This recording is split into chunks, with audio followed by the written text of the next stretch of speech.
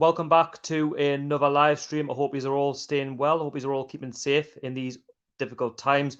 I do apologise that I haven't uploaded for the past couple of weeks. That is due to there hasn't been too much news on Newcastle United, and I've just taken a break for a bit until the football comes back. The football is coming back next Sunday. Newcastle United will take on Sheffield United, our first game back in around 3 months. So I'd rather just start this live stream a lot earlier than normal. It was scheduled for 8 o'clock, but tonight I want to talk about, the Premier League returning. I want to talk about the takeover. Is the takeover on or is the takeover off? The takeover has gone very quiet over the past couple of weeks, so that has sort of casted my doubt a little bit. Do you think it's going to happen, or do you think it's all paper talk? Let me know down below in the comments. And if you are new, please don't forget to subscribe, hit the thumbs up. And also, we're going to talk about Newcastle United's previous 3 friendlies. So I had one against the main team at St James's Park, 1-1. The first goal was scored by Nebel Bentaleb from outside the box. Great goal, by the way, if you haven't seen it, at the Gallagher. And Joelinton equalised. And then during the week, we took on Middlesbrough. We beat them 3-2. We did fall 2-0 down, just going into half-time, but then we did pull it back to win 3-2. And today we've also taken on Hull City at St James's Park, and we've beaten them 2-0, quite comfortable by what I'd seen. The first goal, it was a great finish by Lejeune, great header, some poor defending by Hull, and then Alan Saint-Maximin, Sainty as I like to call him, wrapped it up with a calm finish to make it 2-0, and it just seemed like an absolute breeze. So there's plenty to talk about tonight on the channel. Have your say and get your comments in down below. So without further ado, let's get into the comments. So the first one is from Chris NUFC. He's asking how I've been. I've been doing well, mate. It's been a while since I last done any sort of upload because, listen, there's been nothing to talk about apart from the takeover. Is it on? Is it off? And quite frankly, when you keep repeating yourself, it just get really boring. So I just thought I'd take a break off YouTube for a couple of weeks. But I will be back next week with the match preview.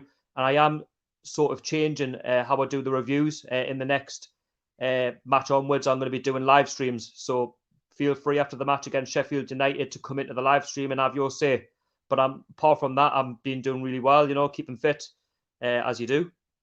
Liam Hunter, good evening, mate. He said, how you been? I've been okay, mate. Just trying to lose weight. I've been doing a lot of walking. I've been having daily walks as well, keeping off the pop, sweets, all that bad stuff. But trying to, use lockdown wisely. Chris NUFC, we need the takeover to be on. That's it. Well, we need some sort of takeover. I mean, we need some money coming in. We need to, try and revamp the squad.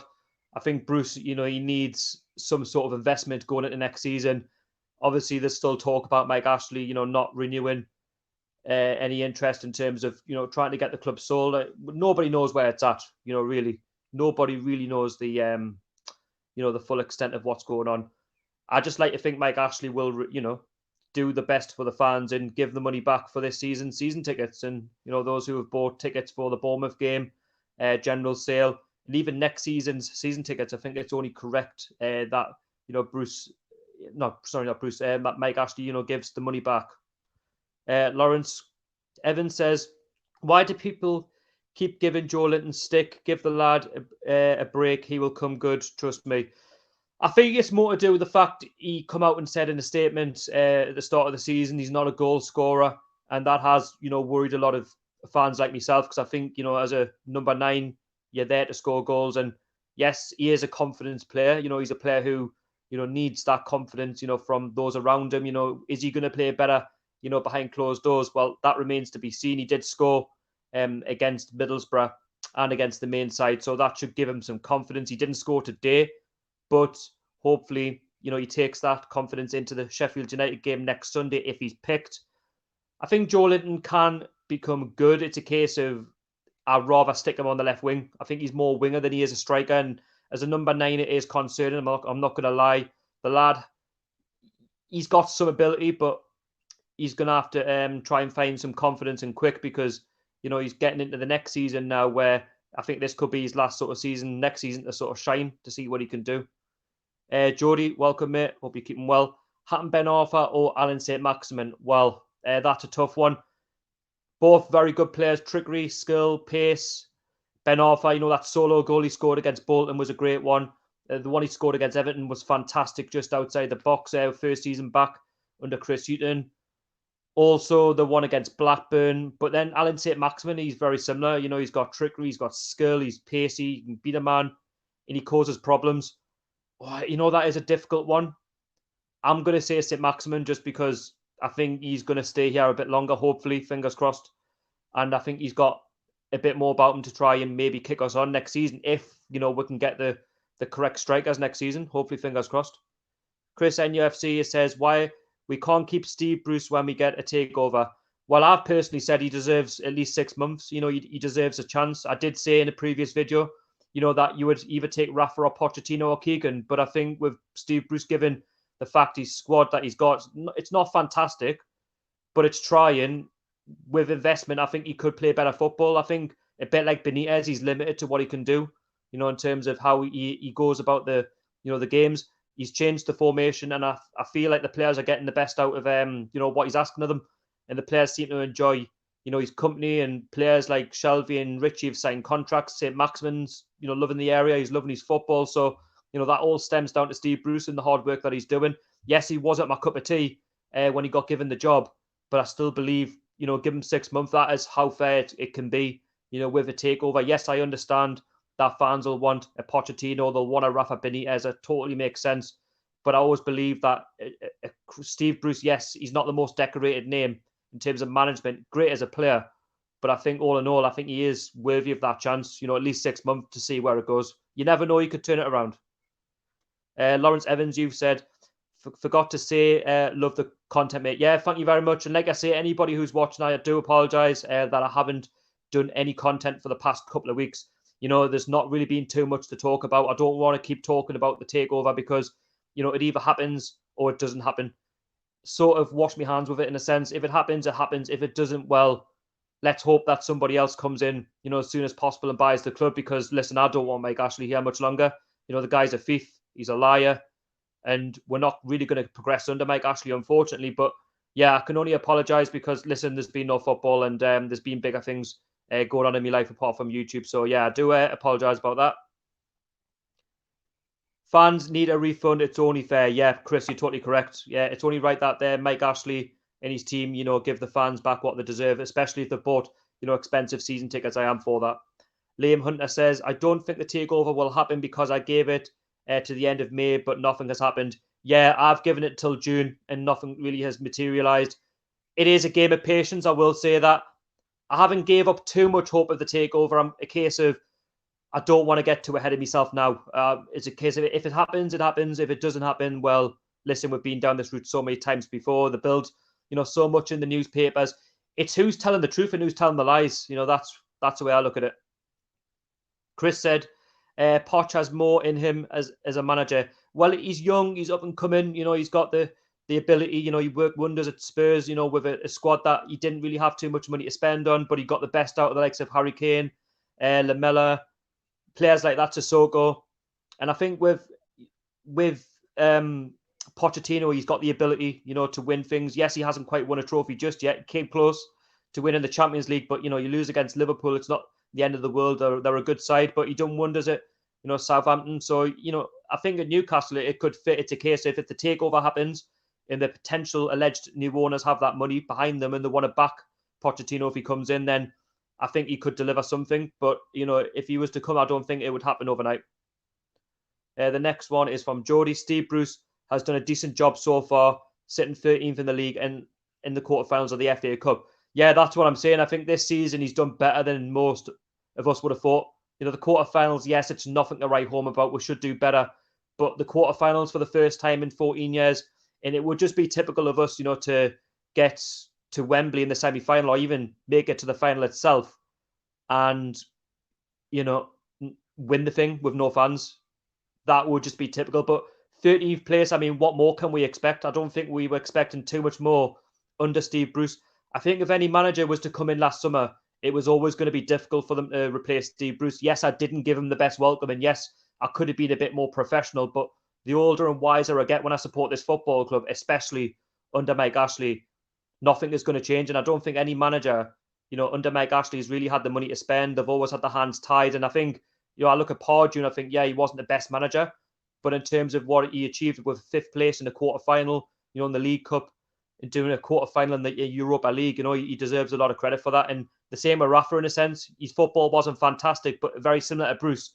He can't really attack when the squad's not really, in my opinion, up to the standards of a top 10, finish. Chris said Poch is better than Steve Bruce. I think, with Steve Bruce, I still believe he deserves that chance. At least 6 months to see if he can build. If a takeover happens, give him that chance. I mean, at the end of the day, he's a local guy, and if you can turn things around, so be it. Great. If it doesn't happen, then it doesn't happen. But then at least I can say, well, I gave him a chance. Adling Skill says, so no takeover. I wouldn't say the takeover's dead in the water, but nobody sort of knows where it's at. They're saying it's with the Premier League, they're dealing with the human rights, and they're dealing with this, they're dealing with that. I'll be honest with you, I don't know the full facts, apart from it's gone really quiet, in my opinion. It's not as spoken about every day like it was maybe a month or so ago. I mean, this has been dragging on for 7-8 weeks, and I haven't spoken about it for a good, 2 weeks, because that's where it's at. It's quiet, and even the journalists now don't even know what's going on. They're just all clutching at straws, trying to, get stories out to try and make people believe them. And like I say, I'm with the takeover. I've said I'm 50-50 with it. I'm skeptical. If it doesn't happen, it doesn't happen. But like all Newcastle fans, of course, I want the takeover to happen. I want to see the club, reach its full potential. David Wallace said, Newcastle United takeover deal. At the minute, mate, I think it's in the pipeline. That's what they're saying. We'll find out hopefully sooner rather than later, but we need some sort of communication from the club. We've seen nothing as of late. Chris NUFC says we should give the takeover till when next season starts. If you're being honest with yourself, then that's probably the most sensible thing to do. I think Project Restart is the main thing that the Premier League are looking into, and then hopefully they might be able to look at the takeover. But listen, it's who do you believe? I mean, do the Premier League want the takeover to go through? With all the pressure of those in the background. Listen, it's a difficult thing for me to analyse, to really talk about. I don't know where the takeover's at. Only the Premier League know what they want to do with this alleged takeover. Liam NUFC says sitting 13th is nothing to celebrate about, even under Rafa. But it's the same with every manager that's been at Newcastle under Mike Ashley. I think mid-table is about what Mike Ashley wants, and just staying in the Premier League, unfortunately, and that's what we're going to have to accept until he leaves. When he's going to leave, that remains to be seen. I don't think any manager can really achieve anything, given the squad that we have and the limited resources. Just the bare bones minimum from Mike Ashley, unfortunately. Yes, we had a 5th place finish under Mike Ashley with Alan Pardew, but that's about it. And that just goes to show, the sheer lack of ambition from the owner, or the current owner. Hopefully he's gone very, very soon. To be honest, I'd rather have Pardew than Steve Bruce. I don't think there's much difference between both of them, if I'm being perfectly honest with you. I think Steve Bruce, he's working well with what he's got, unfortunately. And you look at Pardew, the players that were brought in, they were all signed behind his back anyway. I think he just moulded them in. You had Graham Carr there in the background, and he just, scouted those players, and Pardew just had to work with them, unfortunately. And, he managed to gel a side together, and we got 5th. And then obviously it all unravelled, and, what happened. But under Mike Ashley, we're not expected to achieve much apart from mid-table. We might, have a last day relegation battle. Chris NUFC says, I hope we beat Manchester City in the quarterfinals. What do you think? Mate, I believe that we can go all the way. In the FA Cup, I believe we can go on and win it. Man City, they're a tough side, but it's not to say, yes, without the fans, it's going to be tough, but I believe we can beat anybody. I look at the upcoming fixtures, and I believe we can beat anybody on the day. It's 50-50. It's a level playing field with the remaining fixtures, but it's not to say that we can't, do it with Newcastle United.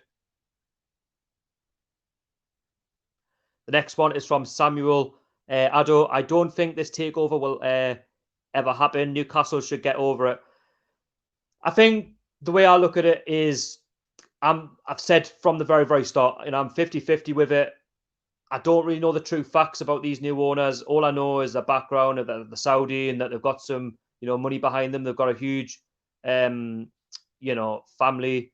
and looking at a 2030 vision. And they were saying allegedly Newcastle United were part of it.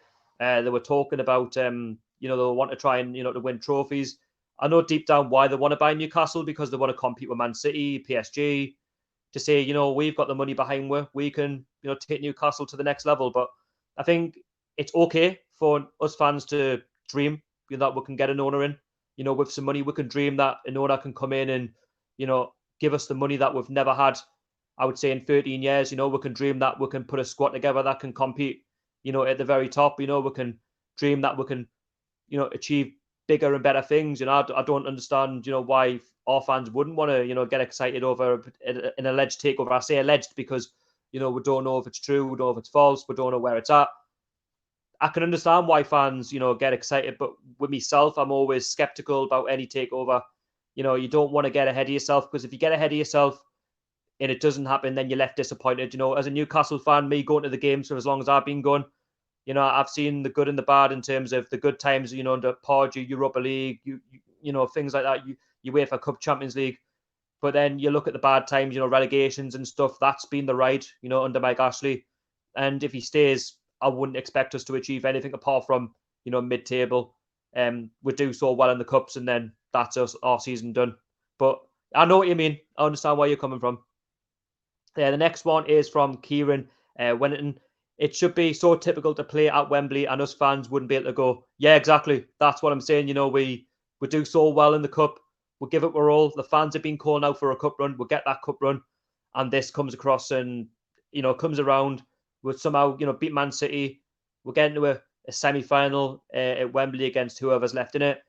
And they're saying if we make it to Wembley, they could allow up to 10,000 fans in. But I've always said, if only so many fans are allowed in, then I just don't think any fans should be allowed in at all. I think all fans of Newcastle and whoever's in the semi-final, if we get to Wembley, I'm saying if, then I believe all fans should be allowed to attend. You can't, discriminate against other fans.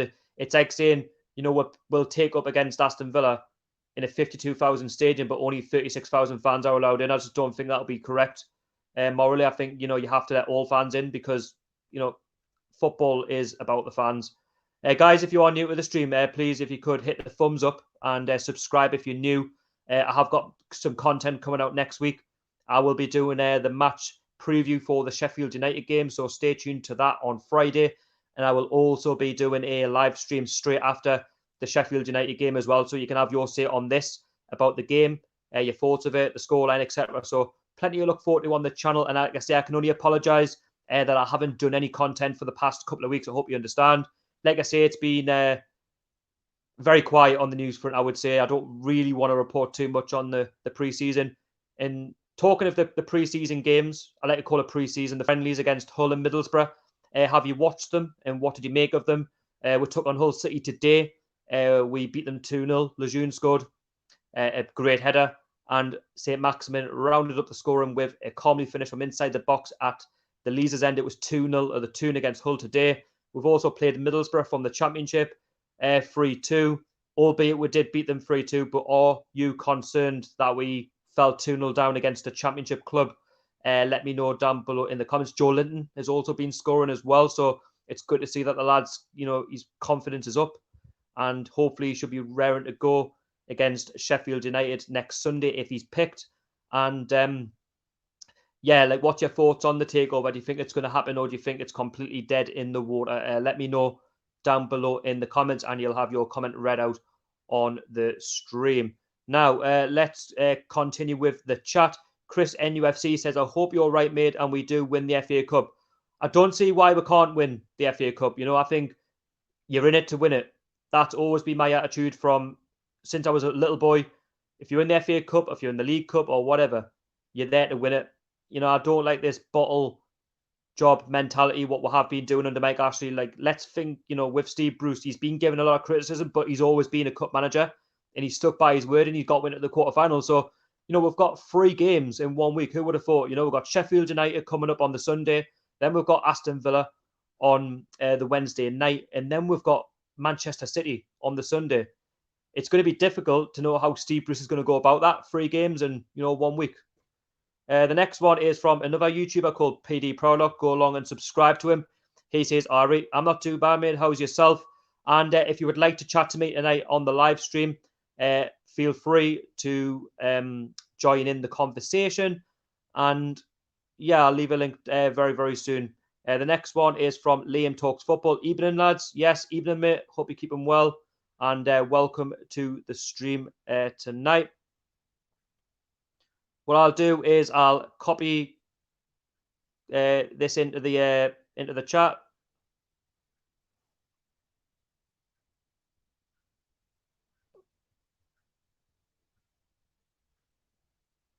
There you go, guys. If you want to chat with me tonight, there is the link. So feel free to join in the conversation, and we will. It'd be good to see what you have to say.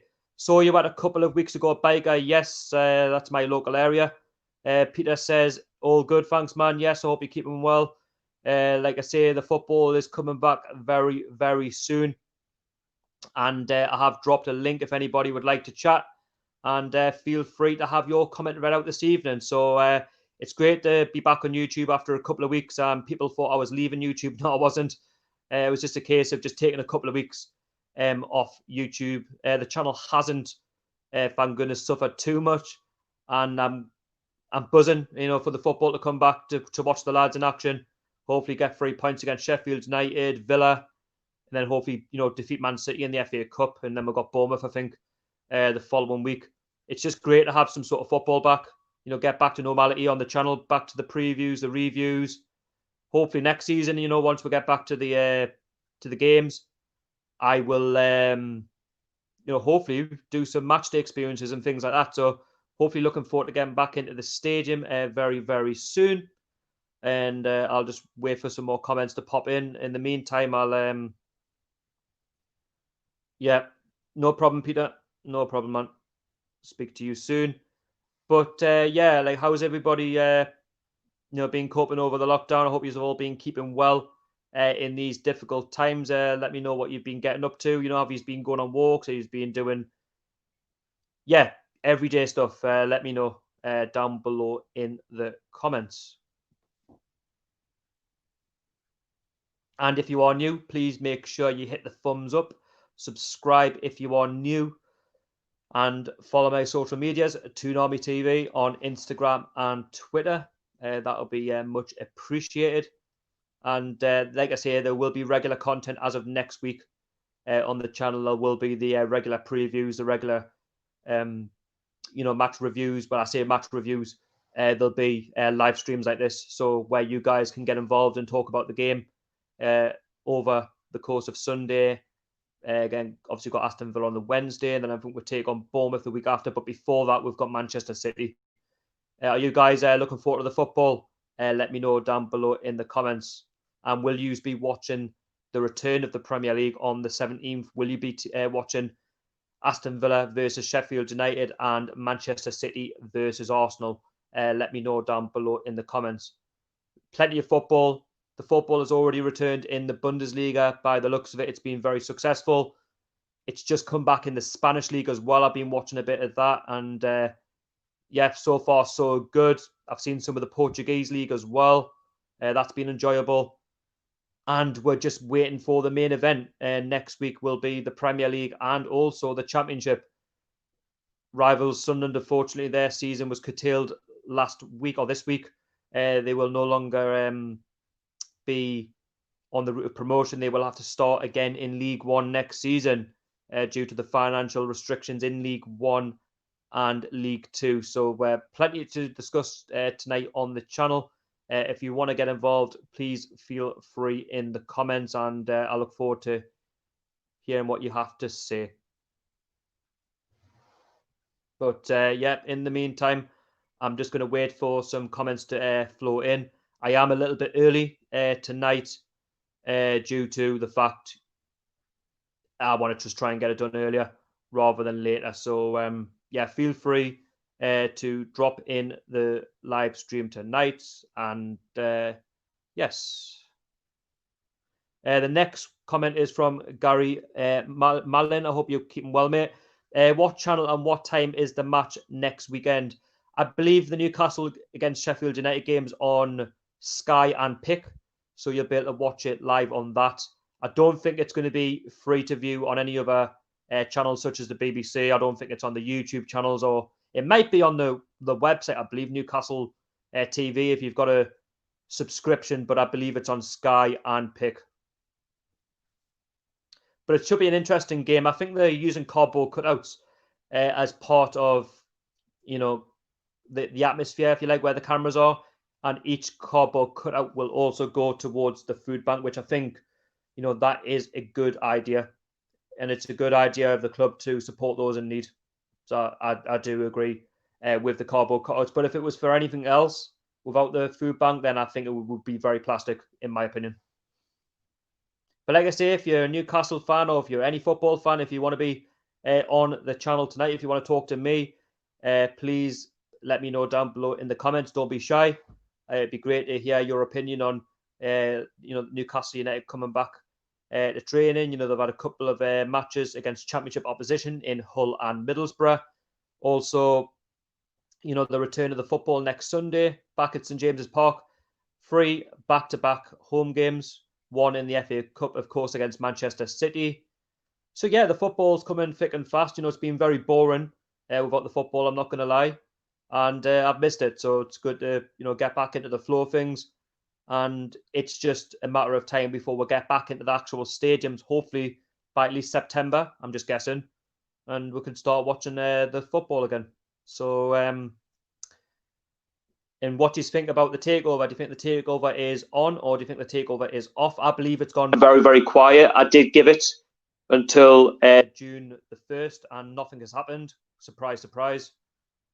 And I don't really want to be like the journalists and just clutch onto straws for the sake of it, because nobody really knows the true facts. And it would be very naive to think that we're actually going to get a takeover, that it's actually going to happen. It's a case of sit in, be patient, and it might actually happen. If it doesn't happen, then, well, unfortunately, it's back to what we've had for the past 13 years, which is Mike Ashley. And obviously, Mike Ashley has apparently raised his concerns about a takeover, which I don't agree or disagree with. I'm not too sure how I feel about it. It's Mike Ashley. I don't pretend to believe a word he says. Does he want to sell the club? Some part of me says yes, and some part of me says no. Part of me tells me because of his businesses, but the other part tells me could be because it's Newcastle United, it makes a fortune. The next one is from Gary Mallon. Cheers, mate. You're welcome. Hope you're keeping well. The next one is from Peter Robinson. Hope you're keeping well, mate. Howdy, mate. Hope all is well. Yes, all is good. I've just taken a couple of week break from YouTube. I hope you haven't missed us too much. The channel hasn't suffered. I've just been working on myself. I've been keeping fit, been going on a lot of long walks, trying to lose some of the belly fat over the lockdown. And yeah, just getting into shape, doing things away from the computer, and really enjoyed the fresh air. And the football's coming back very, very soon. I was about to say less than a week. It's 8 days now for the Premier League, and we're taking on Sheffield United. We've had a couple of, I'll say, pre-season games, as you like, because we've been away for 3 months. Done okay against 2 Championship opposition. Probably could have, maybe made the game a bit better against Middlesbrough, but Hull I thought was quite, routine, judging by the flow of the game.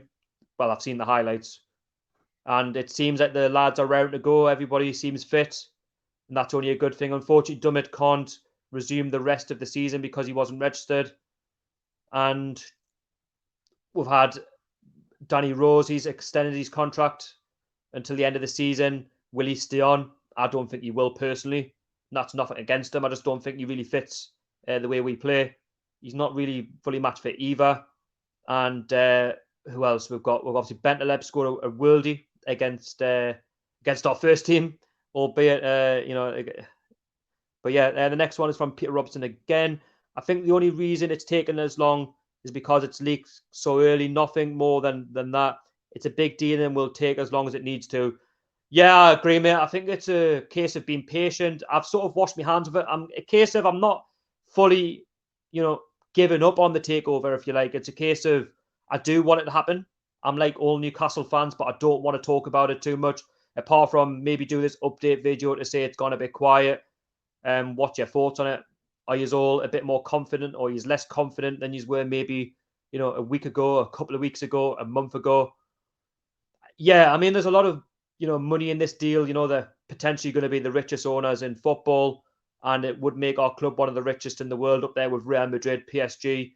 But again, I don't want to get ahead of myself.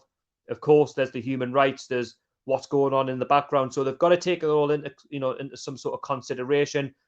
This is a big deal, for the Premier League. This could, reshape how the Premier League, go about it. They might even end up having to change that fit and proper person's test. So it's a case of, yeah, just sit in, be patient.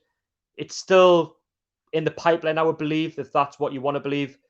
It's a case of just stay focused, but don't be too focused on the takeover. Just let the respective people, the Premier League and the alleged Saudi owners have their talks and see where it goes.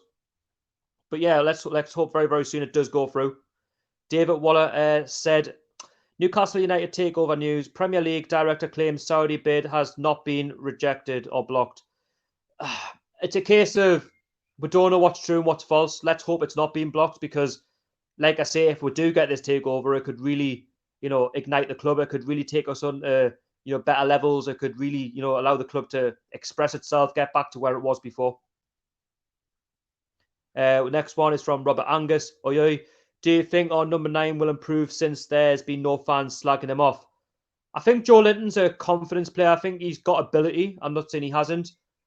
He's been very poor, I would say, this season. But, he hit the ground running against our first team. He scored a great goal against Middlesbrough, albeit they're in the Championship. The lad, no doubt, has got ability. But I just don't think he's really a number 9. I don't think he's really a natural goal scorer. I think he's more a winger.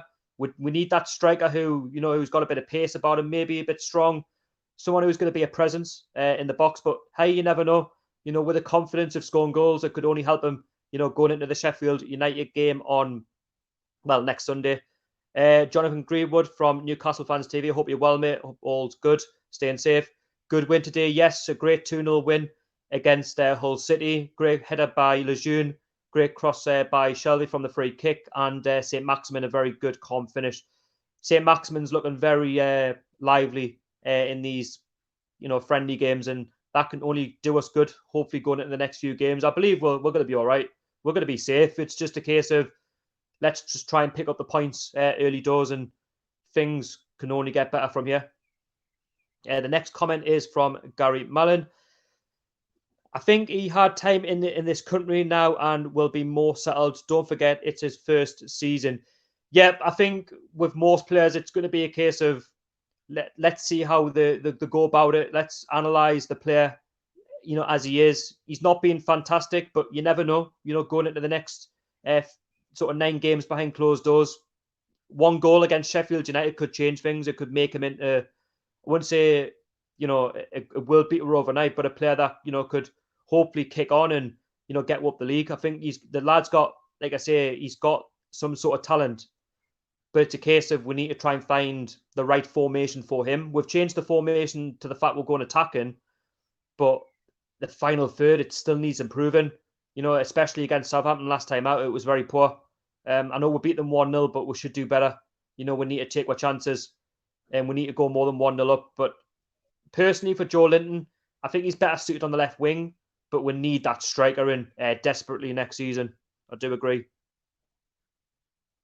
Gary Mellon said, give him a chance, plus he needs help up top.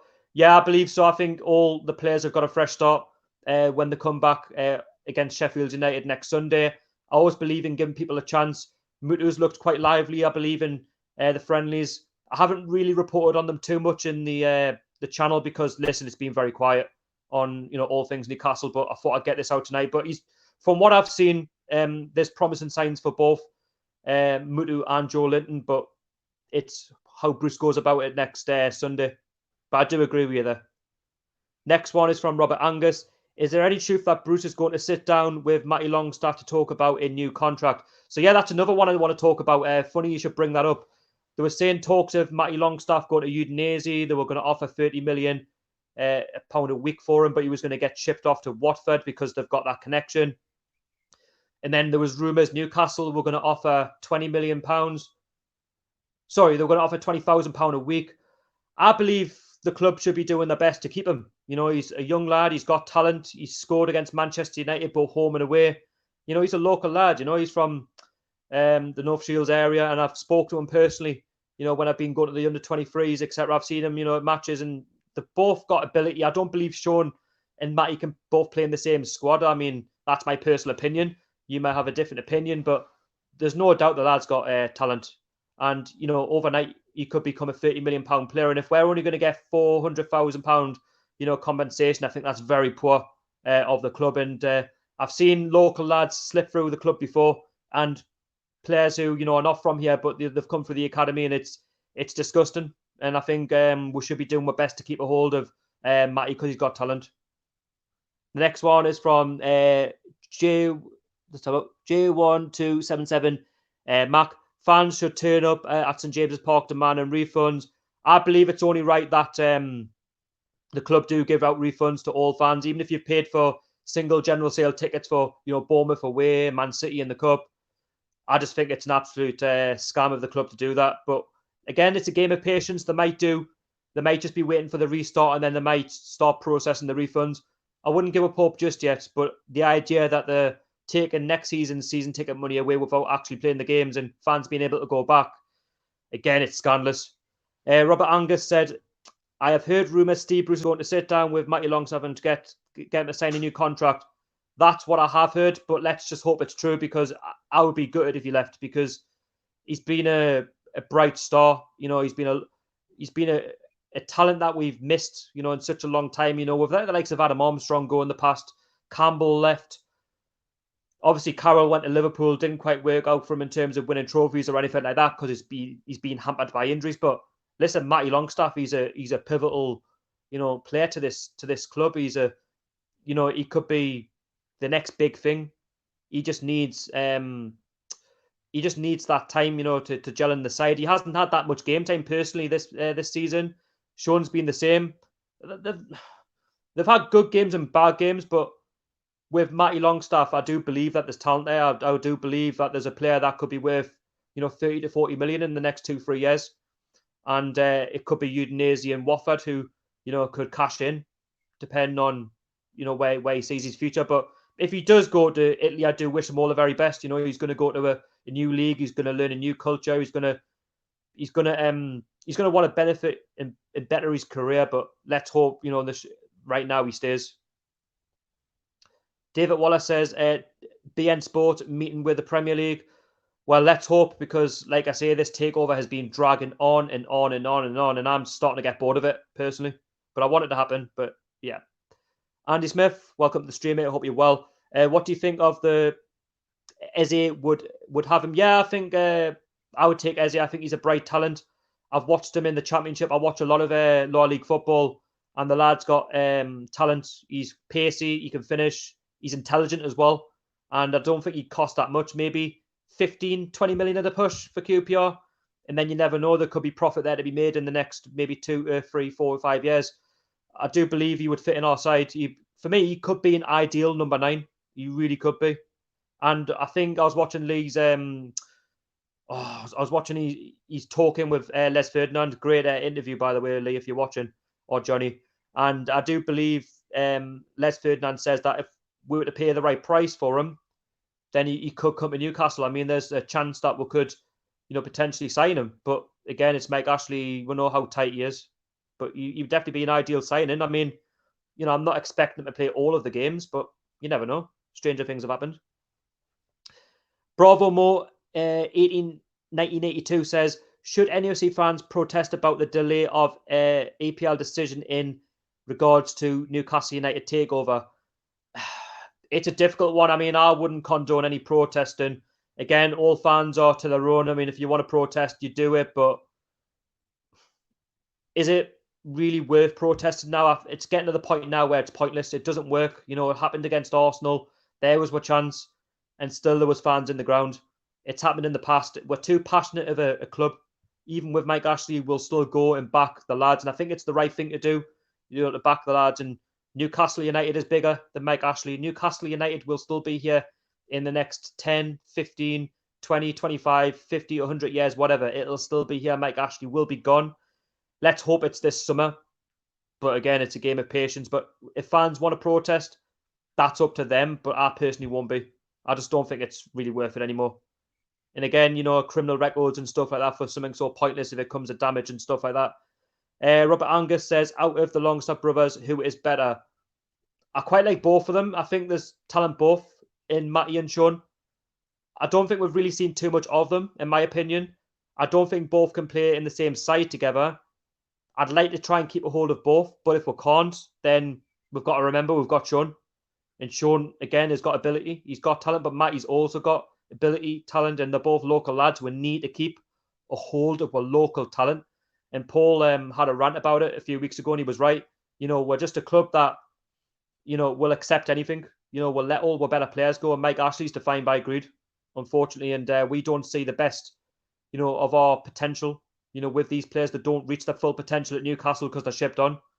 And I think it would be a disgrace to let Matty Longstaff go for that money. Yeah, you could talk about it being a financial point of view for Newcastle to get some money off him, but for, £400,000, compensation, that's nothing. That's a cheeky payoff, like for Mike Ashley and Lee Charnley. It's nothing. They can just blow that on the Bandits, but we don't see anything of it. The next one is from Andrew NUFC. Hope you're keeping well, mate. Evening, mate. I'm good. How are you doing? Hope you're all staying safe. Jonathan Young, mate. I hope you're keeping well. Welcome to the stream. And if you want to contribute into the stream tonight, I will leave a link very, very soon so you can join the stream and talk to me. We're talking all things. The takeover, is it quiet? Is it going to happen? Newcastle United are taking on Middlesbrough and Hull in some friendly matches behind closed doors. They won 2-0 today. Great header by Lejeune to open the scoring. And then that was doubled by Alan Saint-Maximin. A great finish from inside the box there. 2-0 would beat Hull. Middlesbrough, we did beat 3-2 in the week. Fell 2-0 down, but we ended up winning the game 3-2. Are you concerned that we conceded 2 goals against Championship opposition? Because if it was a Premier League side, it might have been different. We might not have won the game. Joelinton's been scoring as well against Middlesbrough and against the main side, at St James's Park. So, what's your thoughts on that? Matty Longstaff, is he going to leave? Is he going to stay? And if you have just joined the live stream, I do want to apologise that I haven't been uploading for the past couple of weeks. There hasn't been too much to talk about. There has been a lot of things go on as well. In life, I have been trying to keep myself fit, doing a lot of walking, eating, better as well, trying to better myself. And yeah, it's been good just to have that rest. And the football's back. Next week, I'll be doing my preview for the Sheffield United game on Friday, 2 o'clock. So stay tuned for that. And I'll also be doing something very, very different next Sunday when the game has finished against Sheffield United. Instead of doing a review, I'll be on this stream and you guys can have your say on the game, whether we win, lose or draw. So it gives you guys your chance to have your say, to talk to me about all things Newcastle United. And if you're feeling brave and you want to come into the live stream, then feel free. And just on that note, if you are new to the channel, please subscribe. Hit the thumbs up if you haven't already and get involved in the conversation. If you'd like to talk about anything Newcastle United, then please feel free to drop your comments down below. So, Jason Harwood's been waiting very patiently. Thanks for your patience. His comment has said, how are you? And I haven't seen you here for a few weeks. Yeah, like I've been saying, mate, it's been very quiet on the Newcastle front. I don't really want to be reporting on Danny Rose has signed a new contract. Ben Taleb has signed a new contract. I think we all know, that these players are going to sign contracts. We know that we've taken on Middlesbrough. We know we've taken on Hull. I'd rather group everything together, talk about Matty Longstaff, talk about what's been going on for the past couple of weeks, and it gives you guys something to talk about in the stream. So that's what I've decided on. I've taken a couple of weeks away from YouTube. Thank goodness the channel hasn't suffered too much. And for everybody who has stayed subscribed and to everybody who was stuck behind me in the channel, thank you very much. And yeah, things will be back to normal next week. I do promise you that. And there will be more live streams. So apart from that, I've been keeping well, doing the usual. Andrew NUFC says, I heard Gale and the Longstaffs might not be fit for Sheffield United match, which is a shame, especially Gale. Gale was looking quite good against Southampton. The only problem was he was getting in good areas, but he just couldn't finish. And if he could finish, I think we'd beat Southampton maybe 3 or 4-0 on that day. Obviously, we missed a penalty. Saint-Maximin got with a late winner. He bailed one out. But all in all, I think Joelinton scored. He's a confidence player. Albeit it was against Middlesbrough, bang average side. And then we took on the main side and, we got a 1-1 draw. But, confidence is there.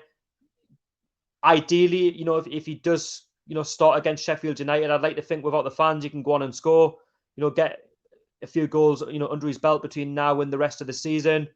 Next season, I think is probably where you're going to rate Joelinton, I would say. In my opinion, I think he's not really a striker. He's not really a number 9, in my opinion. He's more winger. I think he's more of a player who, will get the ball down. He'll want to try and get down the byline. He'll want to try and cross it in and make something happen. He'll want to see a striker, a bit like a Mitrovic or someone with a bit of pace, make themselves a presence in the box. And I think that's the sort of player he is. He's a confidence player. I think Joelinton, these few games, could, give him that boost that he needs going into the next few games, because we've got 3 games back to back against Sheffield United and Aston Villa and Man City, not to forget as well, in the FA Cup. So we could be safe in the Premier League by Wednesday night. No, what a reality that could be. The next one is from Robert Angus. You have said, what's your thoughts about Keelan Watts given a squad number and be able to play? Why not? I believe that the under-23s, they've got a pathway there to try and get into the first team.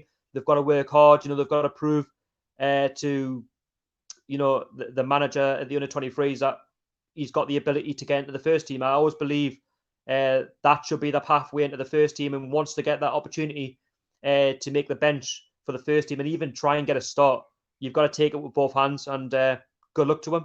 I wish all our under-23s all the very best. I believe in the younger lads. I believe, the local talent should get in.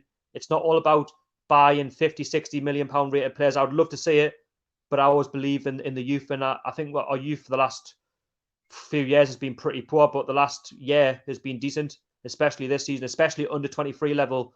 You're seeing some of them coming through. Frantlet, one of our centre backs, I'm really impressed with him. I'd love to see him get into the first team in the next season or two. The next one is from Just Boy 15. Joelinton scored a good goal against Middlesbrough.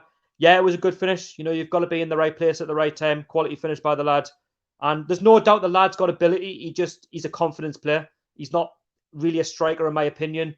He's not really got the pace to be a striker. I think he's more a winger. He just needs players around him to work that extra harder. Jason Harwood says Mike Ashley has no right taking money off season ticket holders for next season. Yeah, I agree.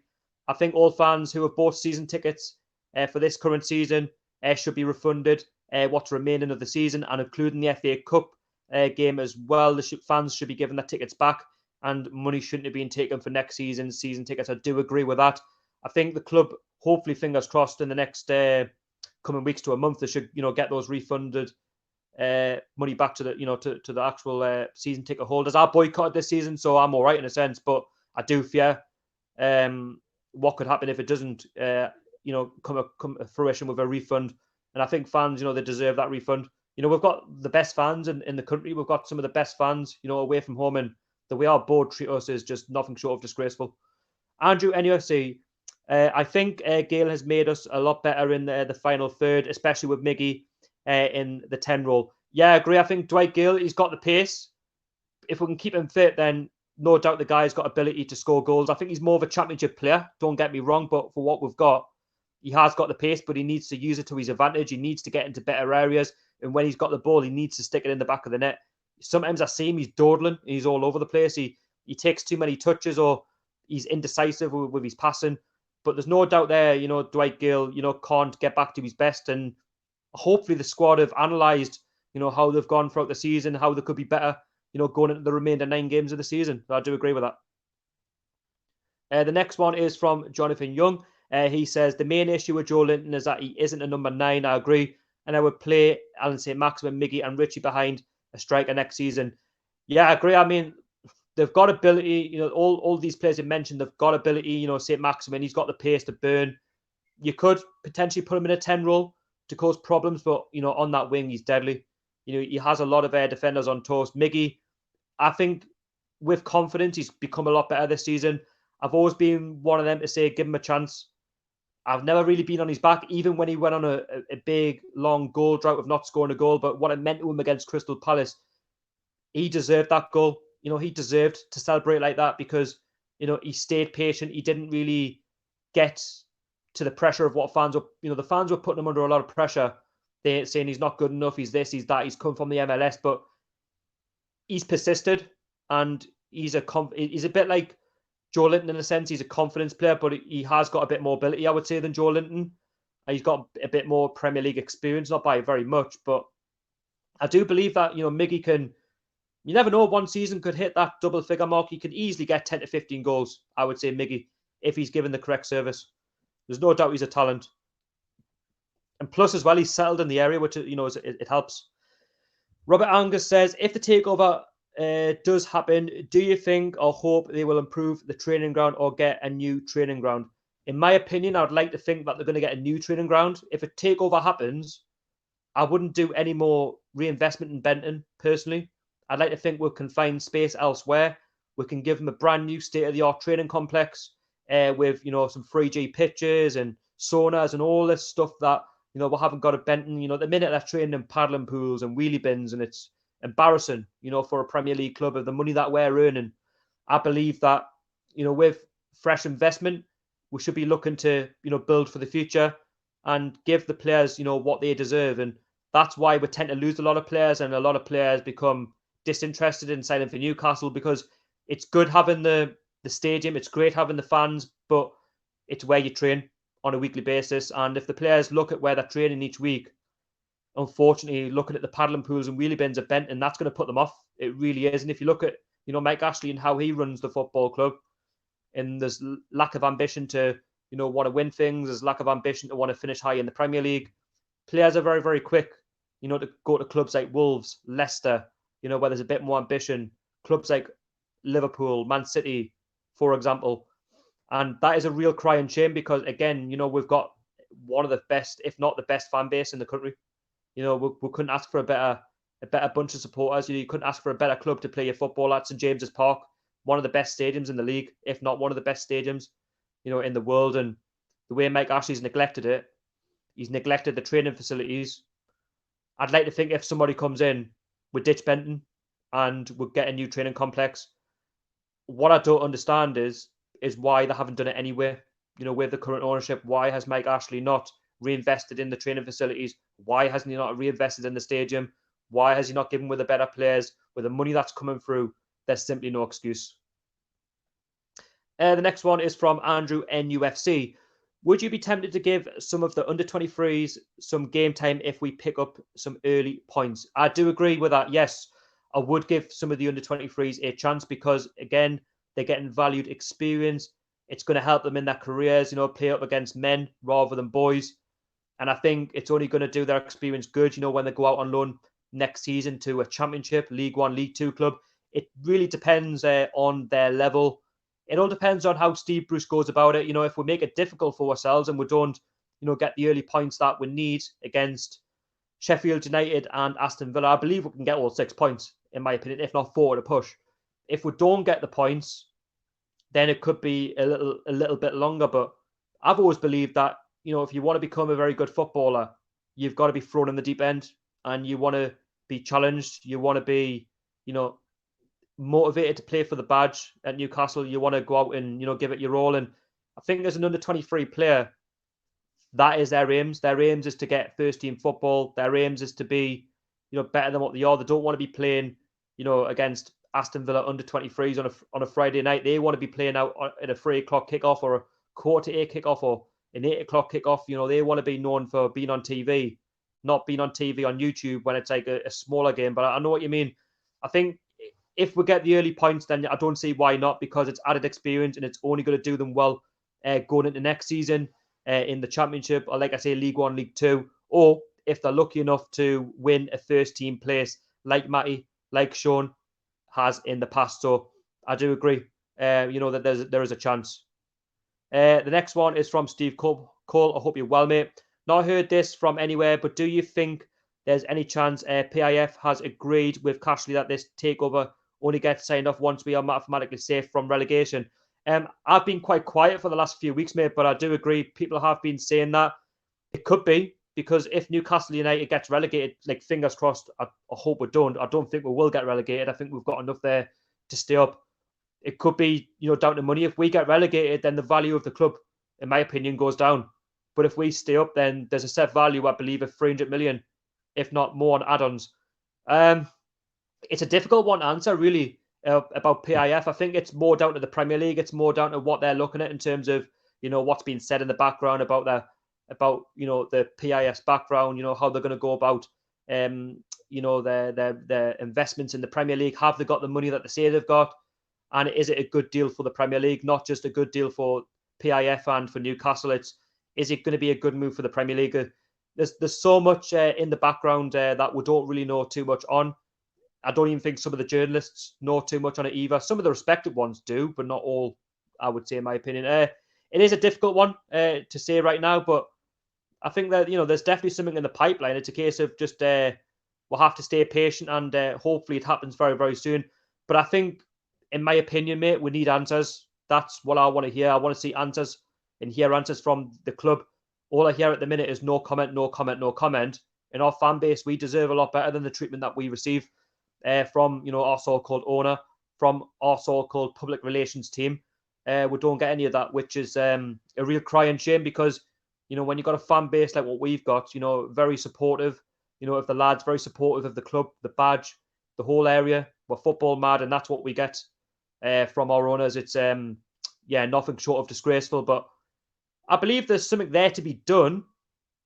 But yeah, your guess is as good as mine, unfortunately, on that one. But in terms of relegation, I think we'll be okay. I don't think we'll get relegated. I'm confident of that, unless we're really, really, really bugger up. But I can't say that, unfortunately. I think we've got enough about us to stay up. The next one is from Robert Angus.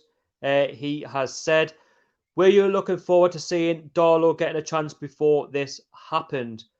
Carl Darlow's a funny one. I think he's more of a championship goalkeeper.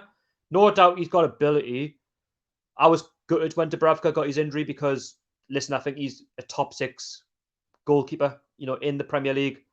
He can be world class on his day, and missing Dubravka would be a huge blow to the side, because he's confident, in his ability. He knows what he wants.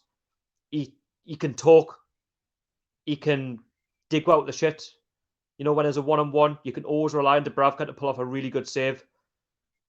And I think communication with the defence is crucial, especially with how far Lascelles has come, in his captaincy at Newcastle. You can see the continued strength in how good we are from goalkeeper, to the back 5. I think with Darlow, I wouldn't be surprised now that he's not going to get much game time once we get back, if not any at all.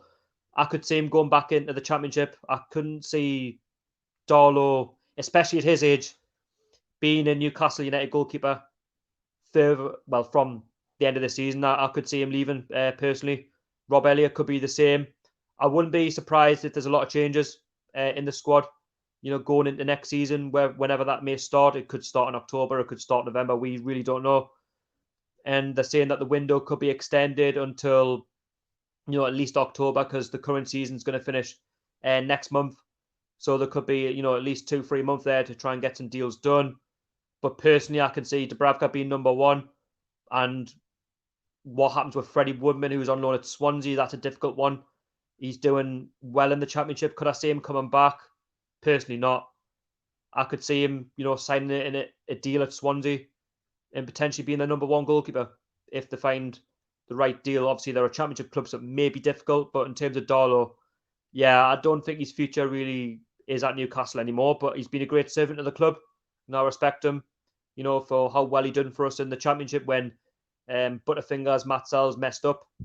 And it didn't quite, it hasn't quite worked out for Darlow since we've been promoted, unfortunately, because, like I said, Dubravka has been absolutely fantastic when we signed him in the January of 2018, especially when he had that good performance against Manchester United. Guys, I'm going to put another link in the comments. If you would like to be on the live stream tonight, feel free to press the link, and you can chat to me all things Newcastle United, chat with me all things football. It'd be great to see you in the stream tonight. Don't be shy. And even if you want to come in for 10, 15 minutes, half an hour, whatever, feel free. The next one is from Andrew NUFC. He says, I think having no fans will benefit the away teams on average. I'm expecting some strange results throughout the league. Yeah, I believe so. Football, again, is nothing without the fans. It is going to be very, very strange.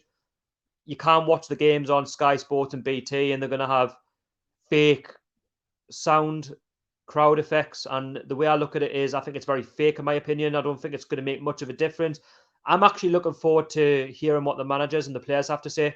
The communication, you don't often get to hear that unless you're in like a non-league game. You don't hear that at St James's Park. I mean, there's going to be some bad language in there as well, I'm sure. But yeah, I don't know. I'm looking forward to seeing how it all pans out. I mean, I'm in no rush to watch all of the Premier League matches. I'm more looking forward to watching some of the key Premier League fixtures, but I'm more looking forward to watching the lads to see how they get on with the last 9 games remaining, plus the FA Cup. So we've got 10 games remaining, plus any more if we do well in the FA Cup, of course. The next one is from Steve Cole. I believe we are strong enough to stay up, and with Dubravka being fit, I see him giving us extra points than if the season didn't have this breakup. Yeah, I agree, mate, completely. I think I've always said once we get back into the swing of things, it's a level playing field. I believe we've got a chance of staying up. I mean, we've got more than enough in the squad. Yes, we do need some work on it in the summer, but Dubravka is a crucial figure to our side. You know, without Dubravka, I think we'll lose that communication. We're definitely going to concede a lot more goals because I don't really have too much trust in Darlow and Elliott. But with Dubravka, he's a safe pair of hands.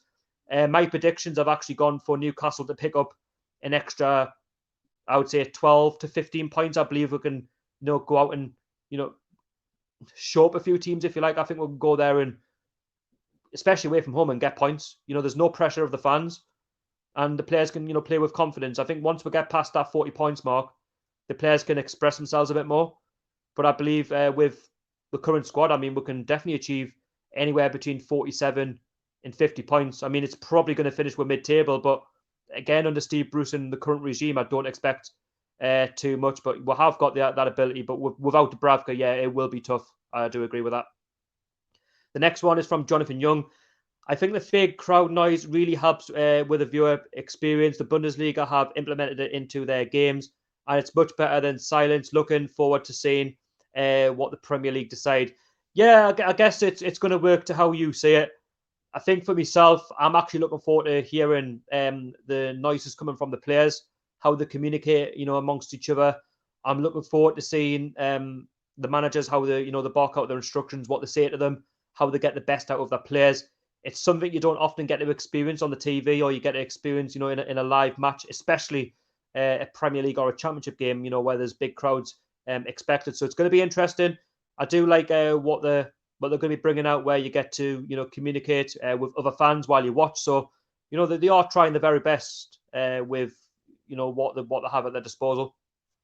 Robert Angus says, can Woodman become good just like Henderson if Newcastle look at what Man United done with him, Henderson at Sheffield United? Of course, he could become a fantastic goalkeeper, but I think, again, we're in a bit of a dilemma. Could I see Freddie Woodman wanting to be warming the bench as a number 2? I really don't. I think in his career now, he really needs to make that step up, into regular first-team football in the Championship with Swansea. I think he's got that chance now to really stake a claim, to really say to the world, I am where I say I am. I've got a chance of potentially playing for England, potentially, making it into the Premier League with Swansea, or potentially, getting a Premier League club in the future. Is it going to be Newcastle? I don't know. I mean, I just personally can't see him, warming the bench for many more years to come. I think, he really needs to move on. I think we need to be looking at maybe younger goalkeepers for that number 2 spot. I think Dubravka, for me, is my number 1 choice. I think it would be very rude of the board to get rid of Dubravka. I think he's crucial. I really do. I mean, we could cash in on Woodman, but again, you'd have to go at the right price.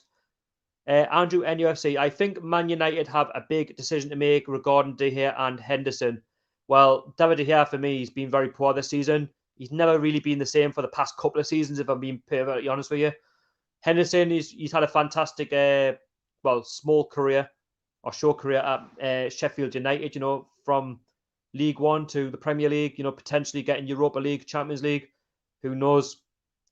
I could see Henderson becoming an England number one. I mean, I would prefer him over, flappy arms Pickford, because for me, short arms is just no good. But for Henderson, he's proven that, he can, play at the top level with Sheffield United. He's, working wonders with them. And it depends on how much Man United see faith in him or how much they want to sell him to Sheffield United. But I could see him moving to Sheffield United, in my personal opinion. I could see him saying to Man United, I don't want to go back. I've not had enough game time. My time is up at Old Trafford. I want to do, bits at Sheffield United. Andy Smith says, if the Premier League doesn't let the takeover go ahead, will you go to the matches? I've always said, yes, next season I will be going to the matches. I will be getting behind Steve Bruce and I will be getting behind the players if a takeover doesn't go through, because I believe that's our job, that's our duty, to get behind the lads and to get behind the manager. At the end of the day, nothing's changed. I boycotted the season because of what happened to Rafa Benitez, but that was last year's news. I wasn't prepared to give any of me money away to Mike Ashley, but yeah, I will be going back next season to do me match day experiences, to talk to fans, get their thoughts on the games. But again, I've said it before, if fans want to keep away, if fans want to boycott, that's perfectly up to them.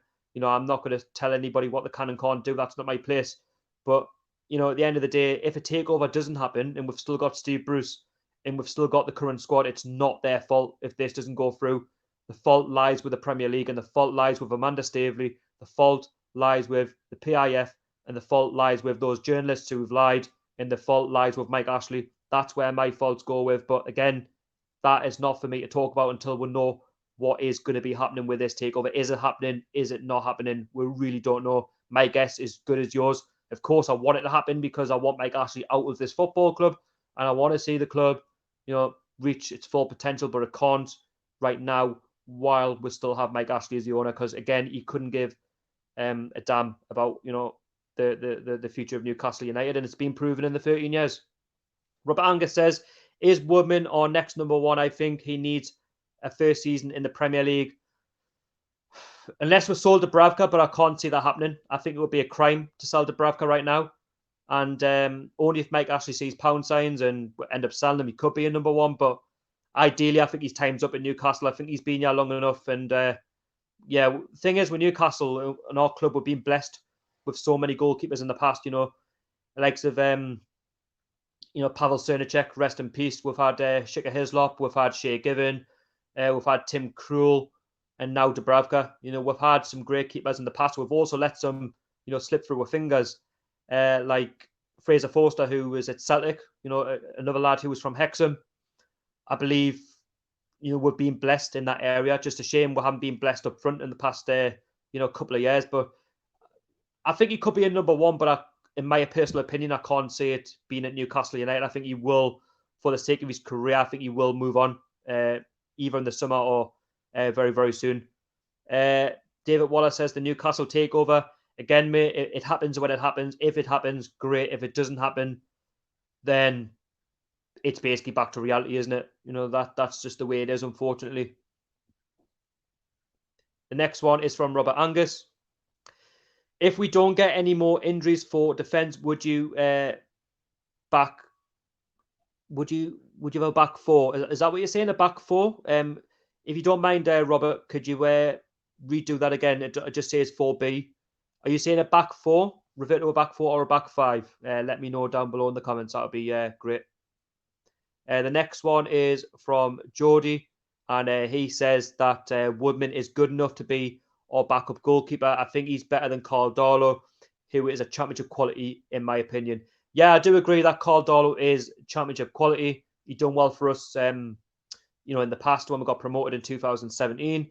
He was linked with the likes of Middlesbrough and Reading in the past. That didn't come off. My only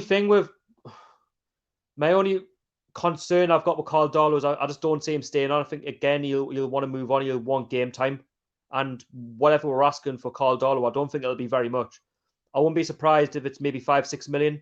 That really depends on... I don't know how long he's got left in his contract. I can't remember. But the same with Woodman. I think, the guy's got ability, but is he going to stick around at Newcastle to be number two with what he could achieve in his career?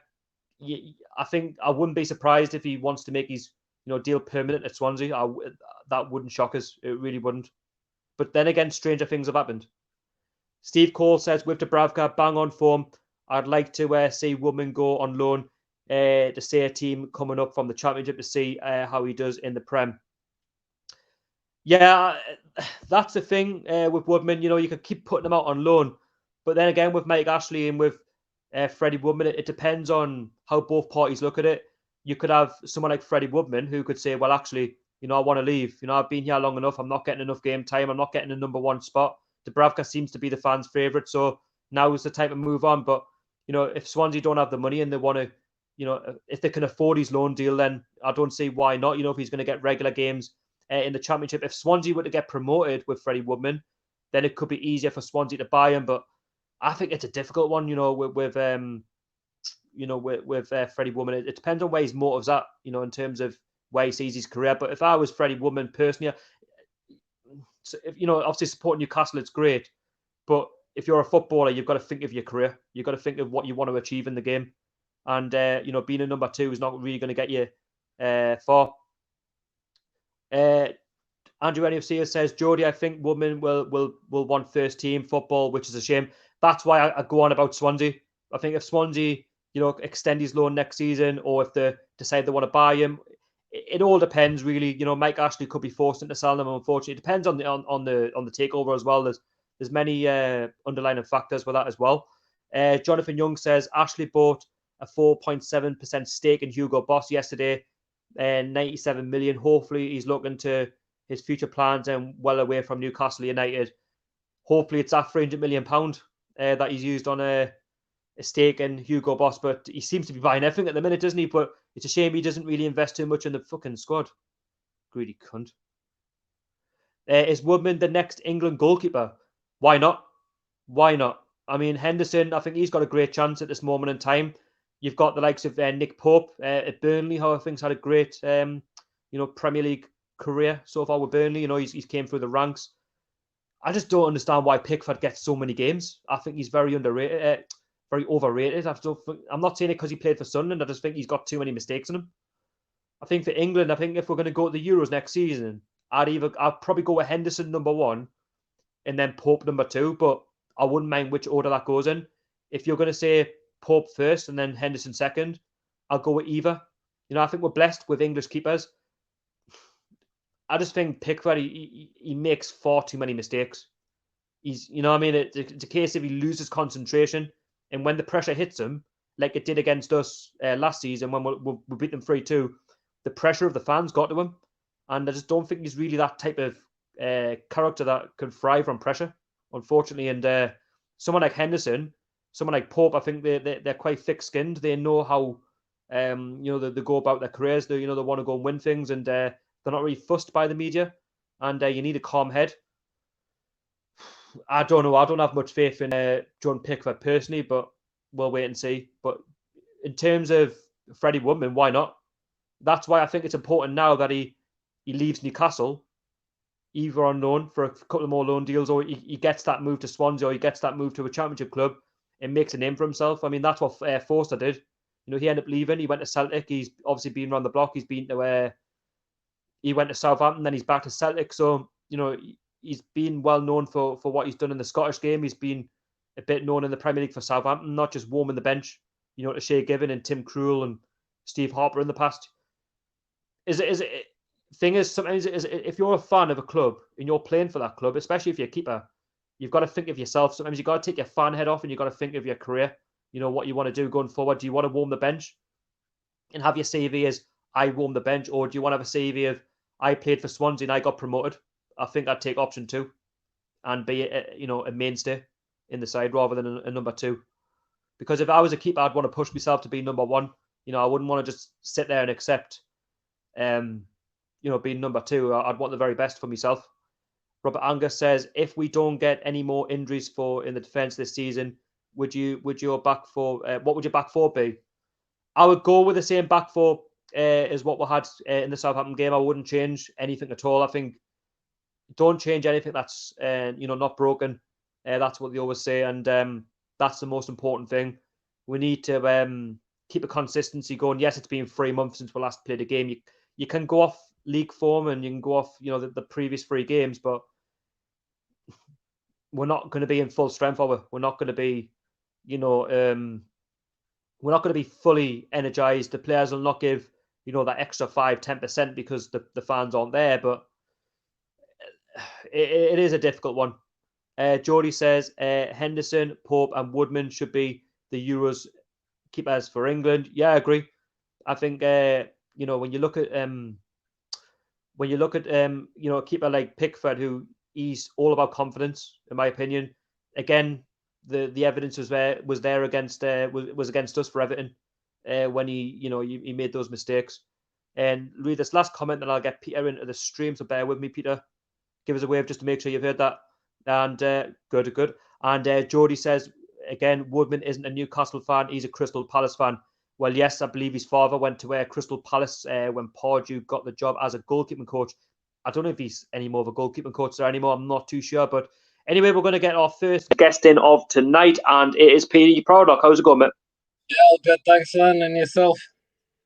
Yes, not too bad, thanks. Welcome to the stream. And if you haven't subscribed to PD Proudlock on YouTube, please do. And just before I jump into talking to Peter and getting your guys' comments in, if you haven't liked the stream, please do hit the thumbs up. It's free to do. So subscribe if you haven't already. Follow me on social media, Instagram and Twitter, TOON Army TV. I will be getting back to normal. On Friday, there will be the match preview against Sheffield United. So stay tuned to that. A full packed 15-20 minute video for you talking all things Newcastle and Sheffield United. And then on the Sunday night, straight after the game, maybe about 15 minutes, half an hour after the game finishes, you guys can have your say on the stream. And you can let me know how you thought the first game went back since the lockdown. So, yeah, how's life, Peter?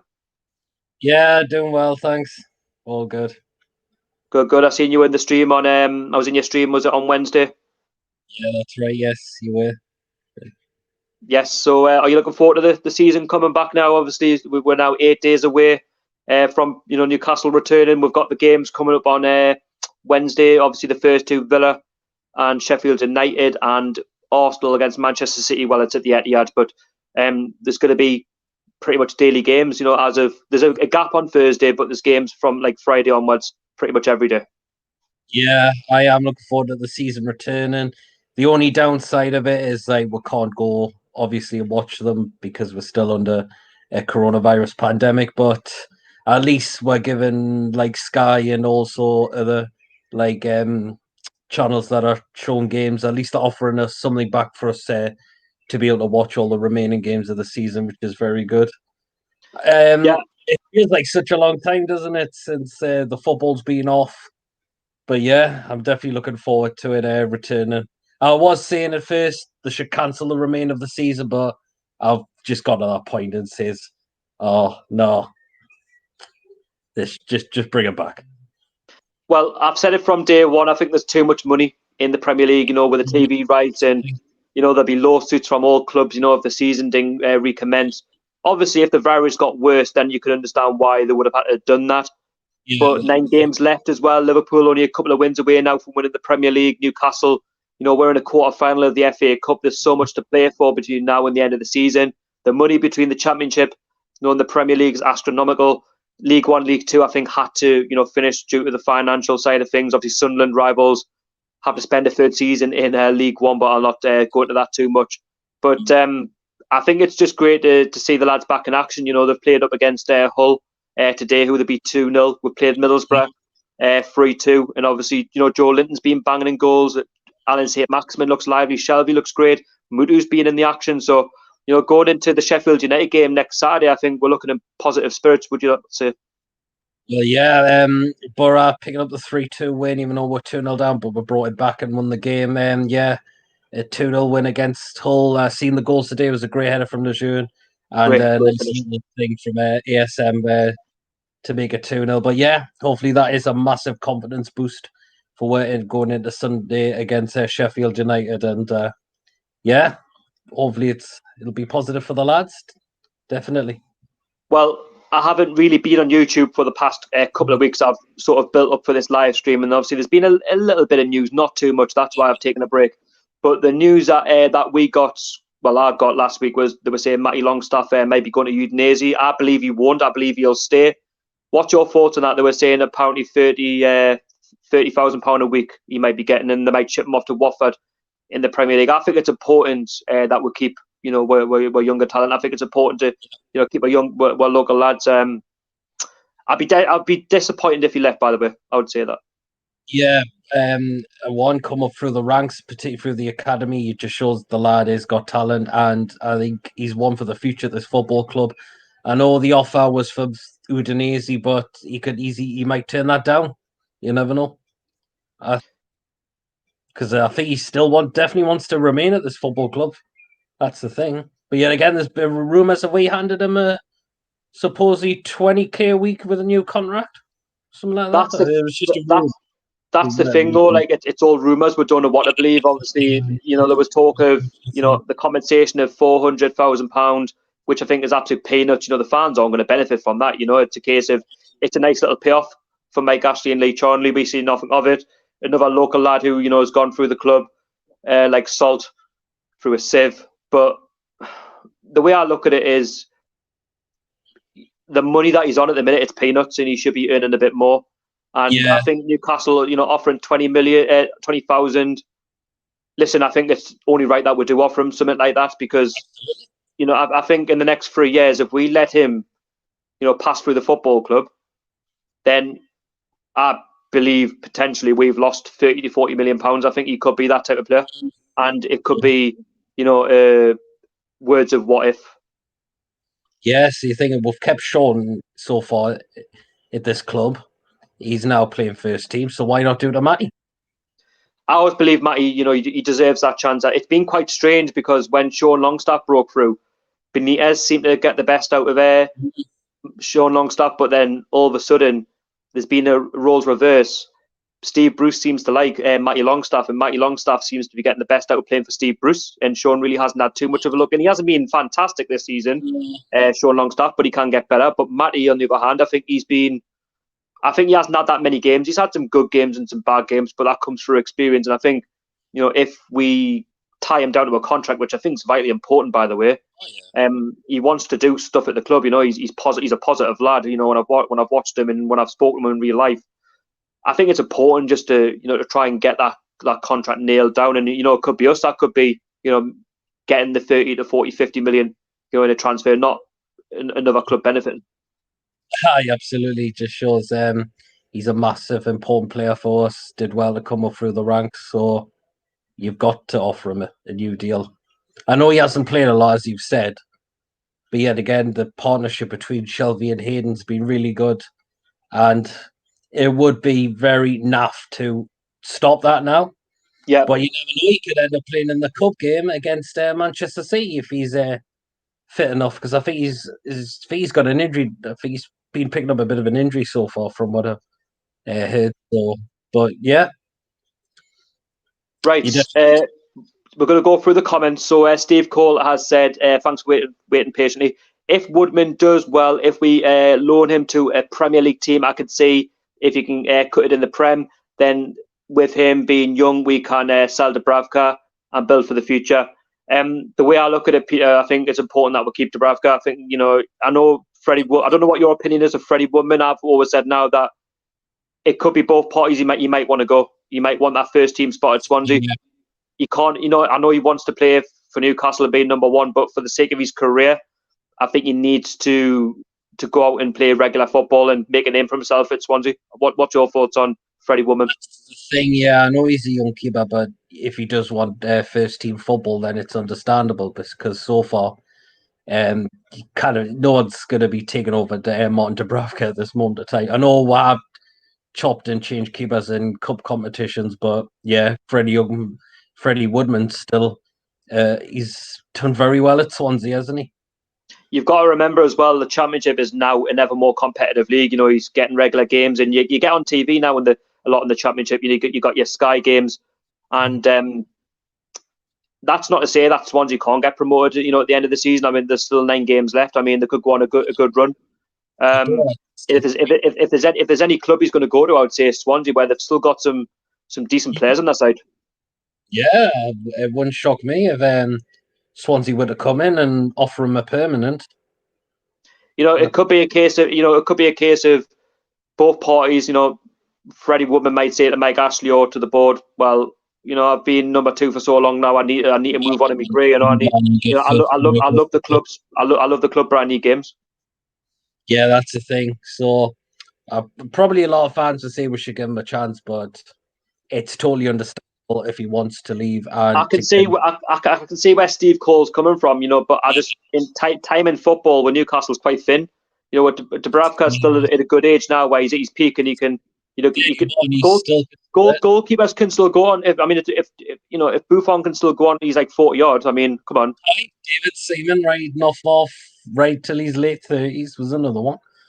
But that's what I'm saying. Why can't why can't Dubravka stay on? But then again, we make Ashley pound signs. But that's it. Listen, I mean, I could see Dubravka being here for the next 2-3 years. I really can on his contract. But then again, it's all a bit up in the air when Newcastle and Mike Ashley. A comment from Jody: is Andy Carroll worthy of a new contract at Newcastle United? What's your opinions on that, Peter? And I'll give you mine. So far, no. It looks like his time in football looks like it's come to an end. That's no disrespect to him, but he's injury prone now. You're seeing him. He's spending more time in treatment rooms now, and that's the thing. You're thinking you just wonder how is he been picking all these injuries up so quickly. So far for a new contract, not at this moment of time, no. Andy Carroll for me is a funny one. I wouldn't give him a new contract, but then again, he's on a pay-as-you-play, so really we're not missing that one too much. He's not really, expected to earn that much. It depends. I don't know what he's earning a week for pay-as-you-play. I mean, only he knows that. That's confidential. He is very influential when it comes to set pieces. He can make something happen in the box. That's the only. If Andy Carroll can't do something, but I think he's been very. I wouldn't say he's been disappointing. I think he's been quite lively in games when we've seen him, but we haven't seen too much of him. That's the problem. That's the thing. It's been injury. I mean, he's not playing enough games. He's been ravaged by injury. But then again, I wouldn't be surprised. It depends on when the season finishes. When we stay up, who we're signing in terms of strikers. Is there going to be a slot there for him? I wouldn't be surprised if he's there next season. Yeah, I mean, you've got to remember now. You've got to remember now he's settled back in the area. So I mean, I wouldn't be surprised if Newcastle, offer him maybe another extension. It's possible, but you need what you call a fit Andy Carroll to be playing. That's the thing. Yeah. Jonathan Younger says Pickford makes too many errors. Should be nowhere near the England team. T-Rex arms. Ha ha ha. We've been talking about the England setup. Obviously, Henderson. Got Nick Pope. For the future, you've got Freddie Woodman. Who'll be your ideal number 1 for the Euros next season on current form? See, between Henderson and Pope's a very good shout. I think I would go with Dean Henderson.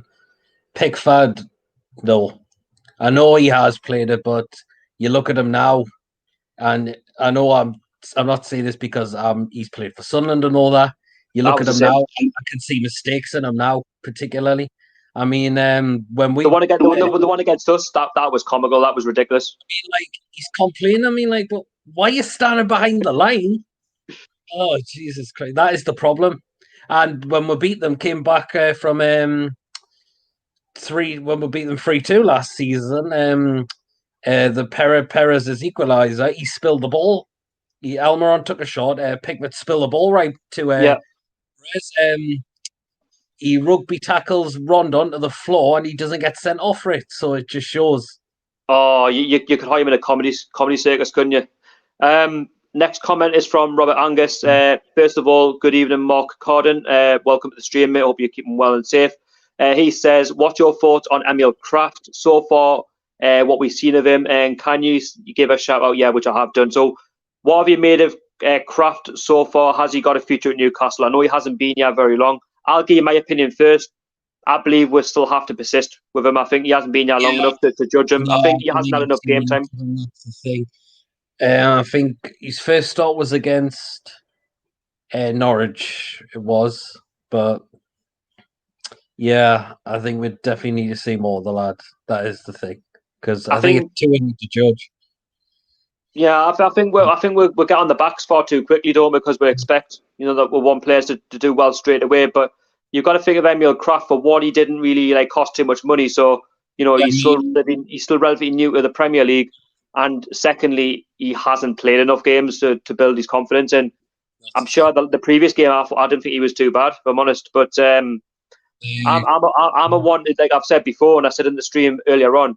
Give these players a chance. They've all got a fresh, clean slate between now and the end of the season to see what they're really made of. Same with Joelinton, the same with Mutu, same with everybody. Who maybe is disappointed between the season and March. They've now got a chance to turn things around. absolutely yes. If they've been playing in the pre-season games, you never know. They might come good for when the season kicks back up and running again. The next comment involves the FA Cup Newcastle. So, do you think the FA Cup between Newcastle and Manchester City should be played at the Etihad or at a neutral ground? I think he's trying to say. I Well, think it's not it's been St scheduled. James's. It's actually going to be at St James's.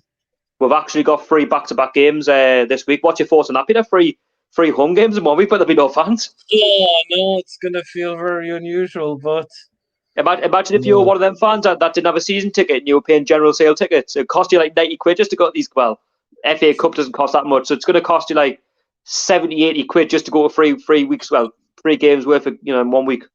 It's a thing, but hopefully we can get past into the semi-final. It's going to be a big, tough job, but the lads can perform. You can I get it think as we've got well. a chance. I think we've got every chance. I hate when there's like fans just write off far too quickly. That's the thing. And the But thing is, even if we're going against Manchester City, you've got to remember it's Manchester City. Their billions on their squad is worth more than what we have. we've got absolutely. I'll let you answer this one, Peter. David Waller. God knows what's happening with this takeover this moment of time. Apparently, I've heard rumours come out today that the Premier League apparently haven't blocked the deal so far. But again, do you really believe that's what they've come out with? Oh, I don't know it's what I just believe. that's the thing. I don't know what I believe at this moment of time as well. Can you see now why I've gone so quiet for the past 2 weeks and Yeah, not reported exactly. I'm anything? not going to mention Mike takeovers. Ashley's doing this. Mike Ashley's doing that. The takeovers, yeah, the takeovers. Honestly, I'm getting repetitively tired with it. I want it to happen, Oh, I but do that's why want I've to kept so happen. quiet because we don't know where it's at. Yeah, that's the thing. I don't know where it's at. But they're saying Tells you one they're thing, saying one they're saying tells it's you with they're saying it's with the Premier League. But how do we know what stages they're at? How do we know if the PIF are there talking about it? Oh, these forms are getting signed. That form's getting signed. Is Phil isn't. one saying one thing, one saying another. The next comment is from Andrew NUFC, and he has said it should be on the screen. Please, on the screen. Is it there? No, it's not. Sorry, I'll get that back up again. I'll delete it. Not many players we loan out play regular first team football. Only Woodman and Bar Laser seem to get the games. Well, Woodman I think makes sense because he's not, he shouldn't be a number 2. He should be playing regular football. And Bar Lasser, I haven't really seen too much of, to be honest with you. There's too much to judge. I don't know what you think of Dan Bar Lasser. I don't think I've seen a lot of them as well, to be honest. I think which games did he play again? But heard he's done very well since being at Rotherham on loan. But yeah, you never know. We could bring him back and from his loan, and he could. You never know. He could turn out to be decent.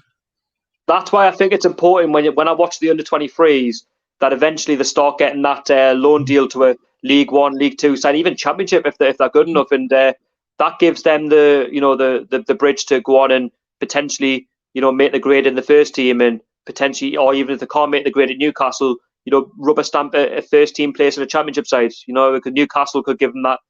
Getting into the under-23s is that way into where they want to be in football. They want to make a name for themselves. And if Dan Barlasser doesn't make it into the Newcastle first team, it could pave his way into a deal going elsewhere, but it could bring money into the club. Absolutely, yes.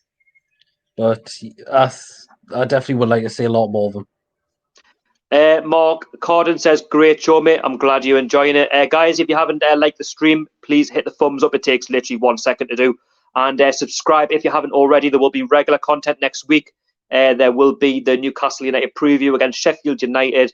And there will also be another live stream next Sunday. So stay tuned for that. You can have your say after the match against Sheffield United. I'll be getting some regular guests in, like Peter, if you want to come in, another Newcastle United fan. So, yeah, stay tuned for all of that content next week. That'll be coming your way. Next comment is from Snappy Charlie 75. Do you think TOON can go down? No home games, need 3 wins. Do you think Peter Newcastle United will be relegated? I believe it won't be. I think we'll be fine. No, I think we should be fine. If we can get another win, it should ease things a bit. But I think there's worse teams down in there. But I think we should be fine. Well, you did a very similar video live stream a couple of days ago, and you asked myself how many points do I think Newcastle United will get by the end of the season. Now, I believe we'll get between 47 and 50 points. I don't see why we can't, get another maybe 4 or 5 wins. But I'm actually going to throw the question back to you, Peter. Where do you think Newcastle United will finish this season, and how many points do you think Newcastle United can mathematically get with the 9 games remaining, and how far can Newcastle United go in the FA Cup? And also, if you're confident, you can say Newcastle will win it. Over to you. Oh, gee, no pressure. Position-wise, I'm going to say we'll finish 12th in the Premier League. FA Cup. How many points? I'm going to say... I'm going to be... I'm going to be hopeful. I'm going to say we'll get 50 points. It's possible. You never know. That's what I'm saying. Let's be positive. That's why, people say, let's just stick with 40 points and that's it. I think even if we've got nothing to play for and it's just mid-table, let's just give it, we're absolutely all in. Even if there's no fans there, I know it's going to be difficult. Let's just give our fans, Newcastle United, something to shout about. Let's try and finish as best we can. If we're going to get a takeover, let's finish the season off in style. Yeah, absolutely, yes. FA Cup. Yeah.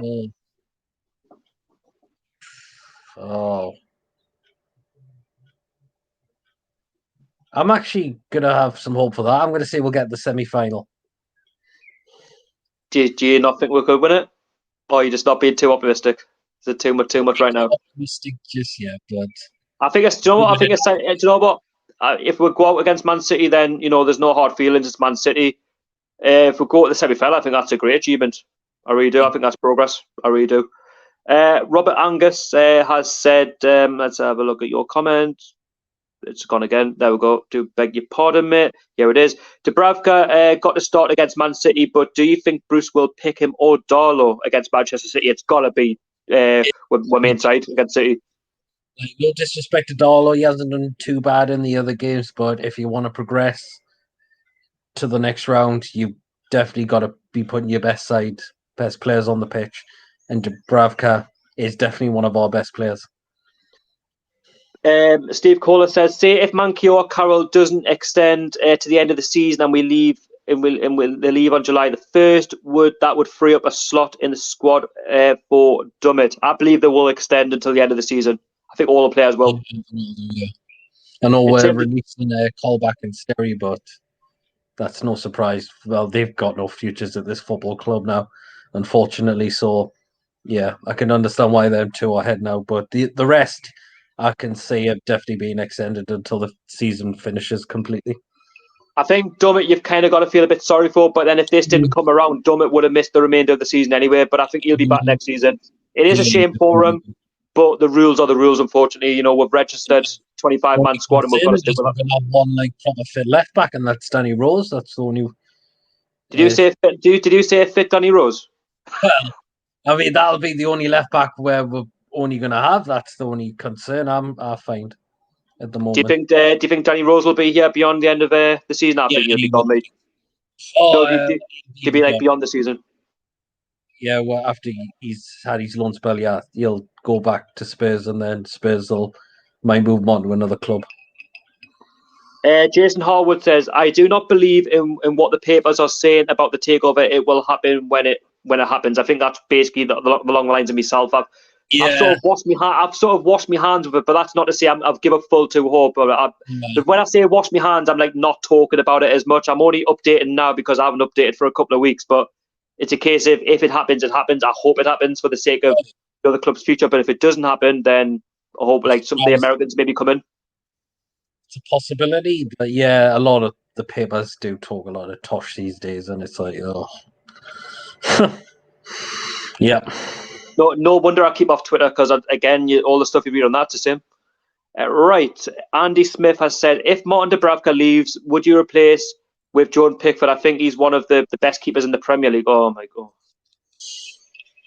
Sorry, like I don't know how people think Pickford's one of the best goalkeepers in the Premier League. Yes, I know when I'm sorry to say. I've seen mistakes from him lately. No. I'm sorry to say, but if it was if Dubravka was going to leave and the remaining keeper from the Premier League was Pickford, I think I'd rather look at the under-23s. Exactly. Well, you may as well just call Darlow in, possibly as well. I'm more talking about if Darlow and Elliott decide they want to move on, which I think they're going to anyway. He is going as well. Elliott's definitely going. I like that one from Andrew NUFC. I'd rather have Katie Price in goal. Yes. Oh, yes. Brilliant. That's class. That's classic.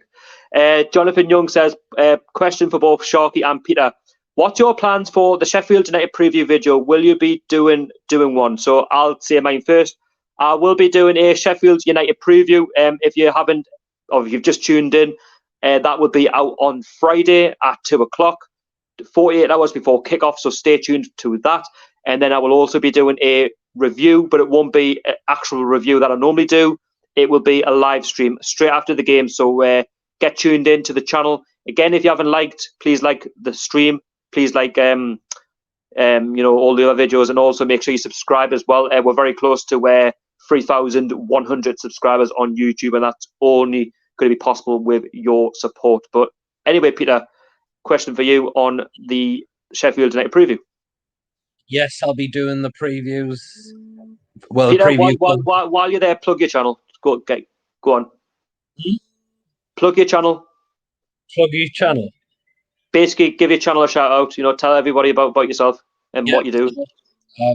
Obviously know my channel is called PD Prologue. I've been normally do a lot of previews, quick thoughts. As you said, just this year reviews as well, vlogs. If I've been going to a game at times, I know majority of us have boycotted the season, but because we have a reason to do it. But if allowed back in next season, I'll definitely be heading back and go to games next season when we're allowed to, and I'll be doing more vlogs. I've been doing some live streams lately, like you have as well. I think they've been. You've also been playing a certain game as well. FIFA, yes. I'm surprised I've got a TV still because my God, the amount of what you it's call a bit scripted, isn't it? It's a bit scripted. Oh, that's the problem. Like, my word. They already know who's winning before you've even started. That's the thing, isn't it? Right. Just stayed in Division 4 last time. Wow. Well done. Still, it's a good achievement. But anyway, moving on.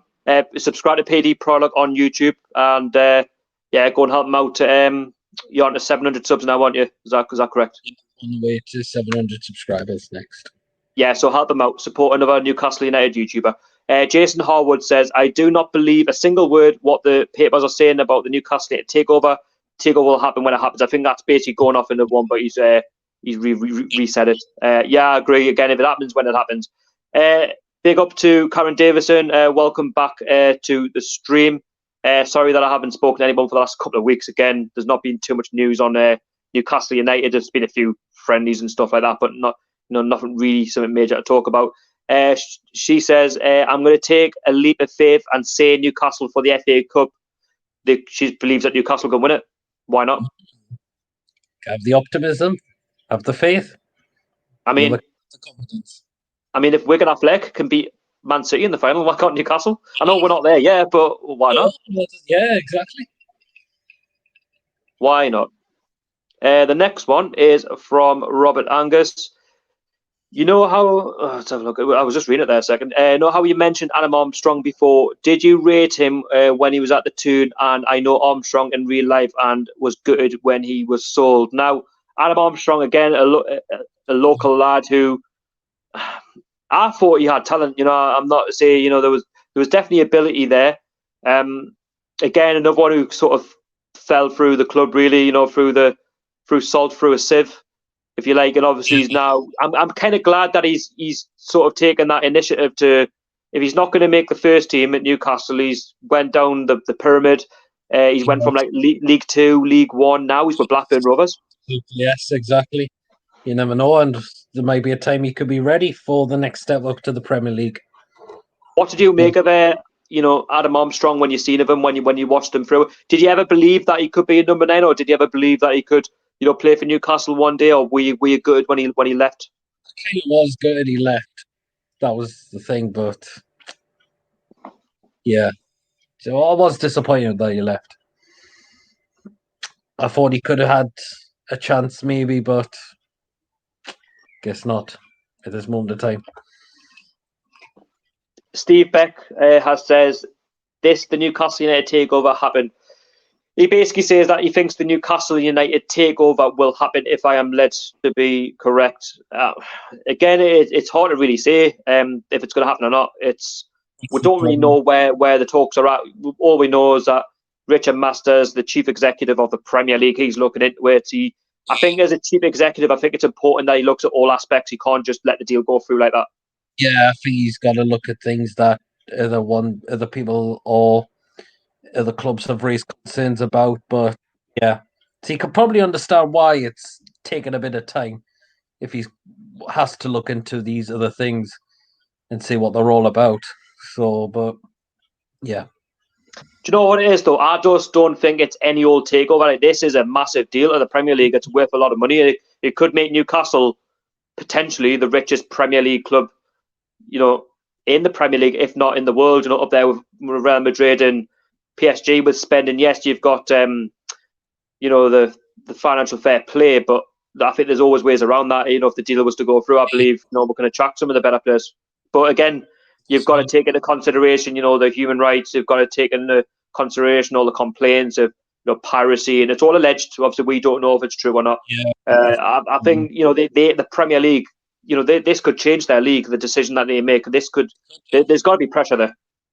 Oh yes, I think it feels like whoever's in charge of looking into this is thinking of it, thinking like, do I accept this or do I not accept this? It's something along those lines by the sound of it, I would say. But yeah, but hopefully it does happen.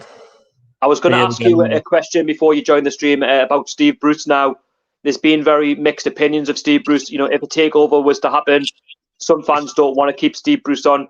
What's your thoughts on Steve Bruce? If the takeover happens, would you give him a chance, or would you get rid of him and bring in, a Rafa Pochettino straight away, or a Kevin Keegan or an Allegri? I'll give you my opinion first. I've said give him 6 months, give him that chance to, I know he's not the most brightest names in terms of managers. He's not the most attractive of managers. I know his CV belongs to the Championship. I totally get that, but yeah, he could play attacking football with money. But what's your thoughts on Steve Bruce? Currently, would you give him to the end of the season, then replace him, or would you give him that chance? Or how would you go about things, Peter? I would give him that chance. I mean, like, I definitely would say the same as what you've just said. Definitely. I mean, like, he has done better than what a lot of fans expected. I think the players do definitely want to play for him. That's the thing. He's now know that he switched his formation around and it's worked a lot better. So yeah, I know a lot of fans said they're not a fan of him, but he's on a contract. To be honest with you, I don't think any fan was at the start of the season. Yes, and things weren't going well, against Leicester, for example. But you mentioned the formation change, and we have actually played a lot better. Yes, it's not been exciting, but with Steve Bruce, I think with some money and some better players around with him to use, with more options there available. Why not? I mean, like I say, the proof's in the pudding. Matt Ritchie, Shelby, they've all signed new contracts. Saint-Maximin's playing his best football. We'll just get Lawrence in. Absolutely. Hi, Lawrence. Oh, hi. How you doing? Good. How are you guys? Yes, not too bad, thanks. Hope you're keeping well in these uncertain times. So I've obviously been asking questions about the takeover, and it's been a couple of weeks, and I'll just fire a few questions at you, then we'll get you in the comments. So first of all, takeover. It's gone a bit quiet. Do you still have faith, or do you think it's? Yeah, I mean, I'm a bit surprised it's taken this long, but I still have faith. I mean, I think interviews with Masters, some of the letters that have come out, it kind of tells us that there is something happening. But for whatever reason, it's taking longer. I mean, obviously, it would probably take longer because of the COVID situation. But I think there's maybe too many things thrown at it. I mean, I think they'll approve it, but maybe because of all this, they might just change the tests. I think as well, given the fact it's worth a lot of money as well, of obviously Project Restart, and I think they're dealing with that first before they want to deal with any, takeover. There's been no red flags by the looks of things. It has gone probably quiet for that reason. I wouldn't say I've given up all hope, but I've stayed level-headed, grounded. The fact I don't want to get ahead of myself with it. Moving on, your thoughts on Matty Longstaff? Obviously, there was talks of him potentially going to Udinese for 30 million. Newcastle potentially, allegedly the last minute, maybe offering 20,000 a week. What do you think? Do you think Matty Longstaff will leave, or do you think he'll stay? I think he'll stay, personally. I think he'll stay. I think the 20k, especially if you got 10k bonus for games played, I think that's a good deal for him. Yeah. I think as for 30k Udinese, I actually had a look, and apparently their top earners on 25k a week. So I just find that strange for them to offer to make a 20-year-old the highest earner. And they've got obviously Lawrence. They've got that connection with Watford as well. I don't think he'd stay at Udinese that long. I think you'd go to Watford, and Watford would sort of benefit, wouldn't it? Yeah, and that's even more annoying. That you'd get some time at another Premier League club. Yeah, like I say, I think Watford will stay up. I think he's got a. Like I say, I think the lad's got a bright future. I'd be very disappointed if he falls through the fingers of the club. And have you been watching the workings out from the players? They've had Middlesbrough, Hull, Joelinton's been scored a few. What's your thoughts about the current squad? Going into the game against Sheffield next week, are you confident? I think it'll be a draw. It's good that we've got some fitness. In fact, Sheffield United have actually also played Hull City, from what I've read. Score? I think 1-1 probably in that game. Maybe help. I know Sheffield United are better away from home, but I think part of it that might help is the fact they do play on Wednesday night. Yeah, I think it's going to be a difficult one to call. I know why you say a draw, because obviously Sheffield United obviously would have played a game, so their fitness will obviously sort of be up. Whereas we might, we're not really fully up to speed with Premier League football, so they might have a slight advantage there, even though they've played 90 minutes. I'm quite confident, to be fair. I know there's going to be no fans there at St James's, but I think with our surroundings, I think we've got a chance. Yeah, definitely, and I think especially with the 4-2-3-1 formation.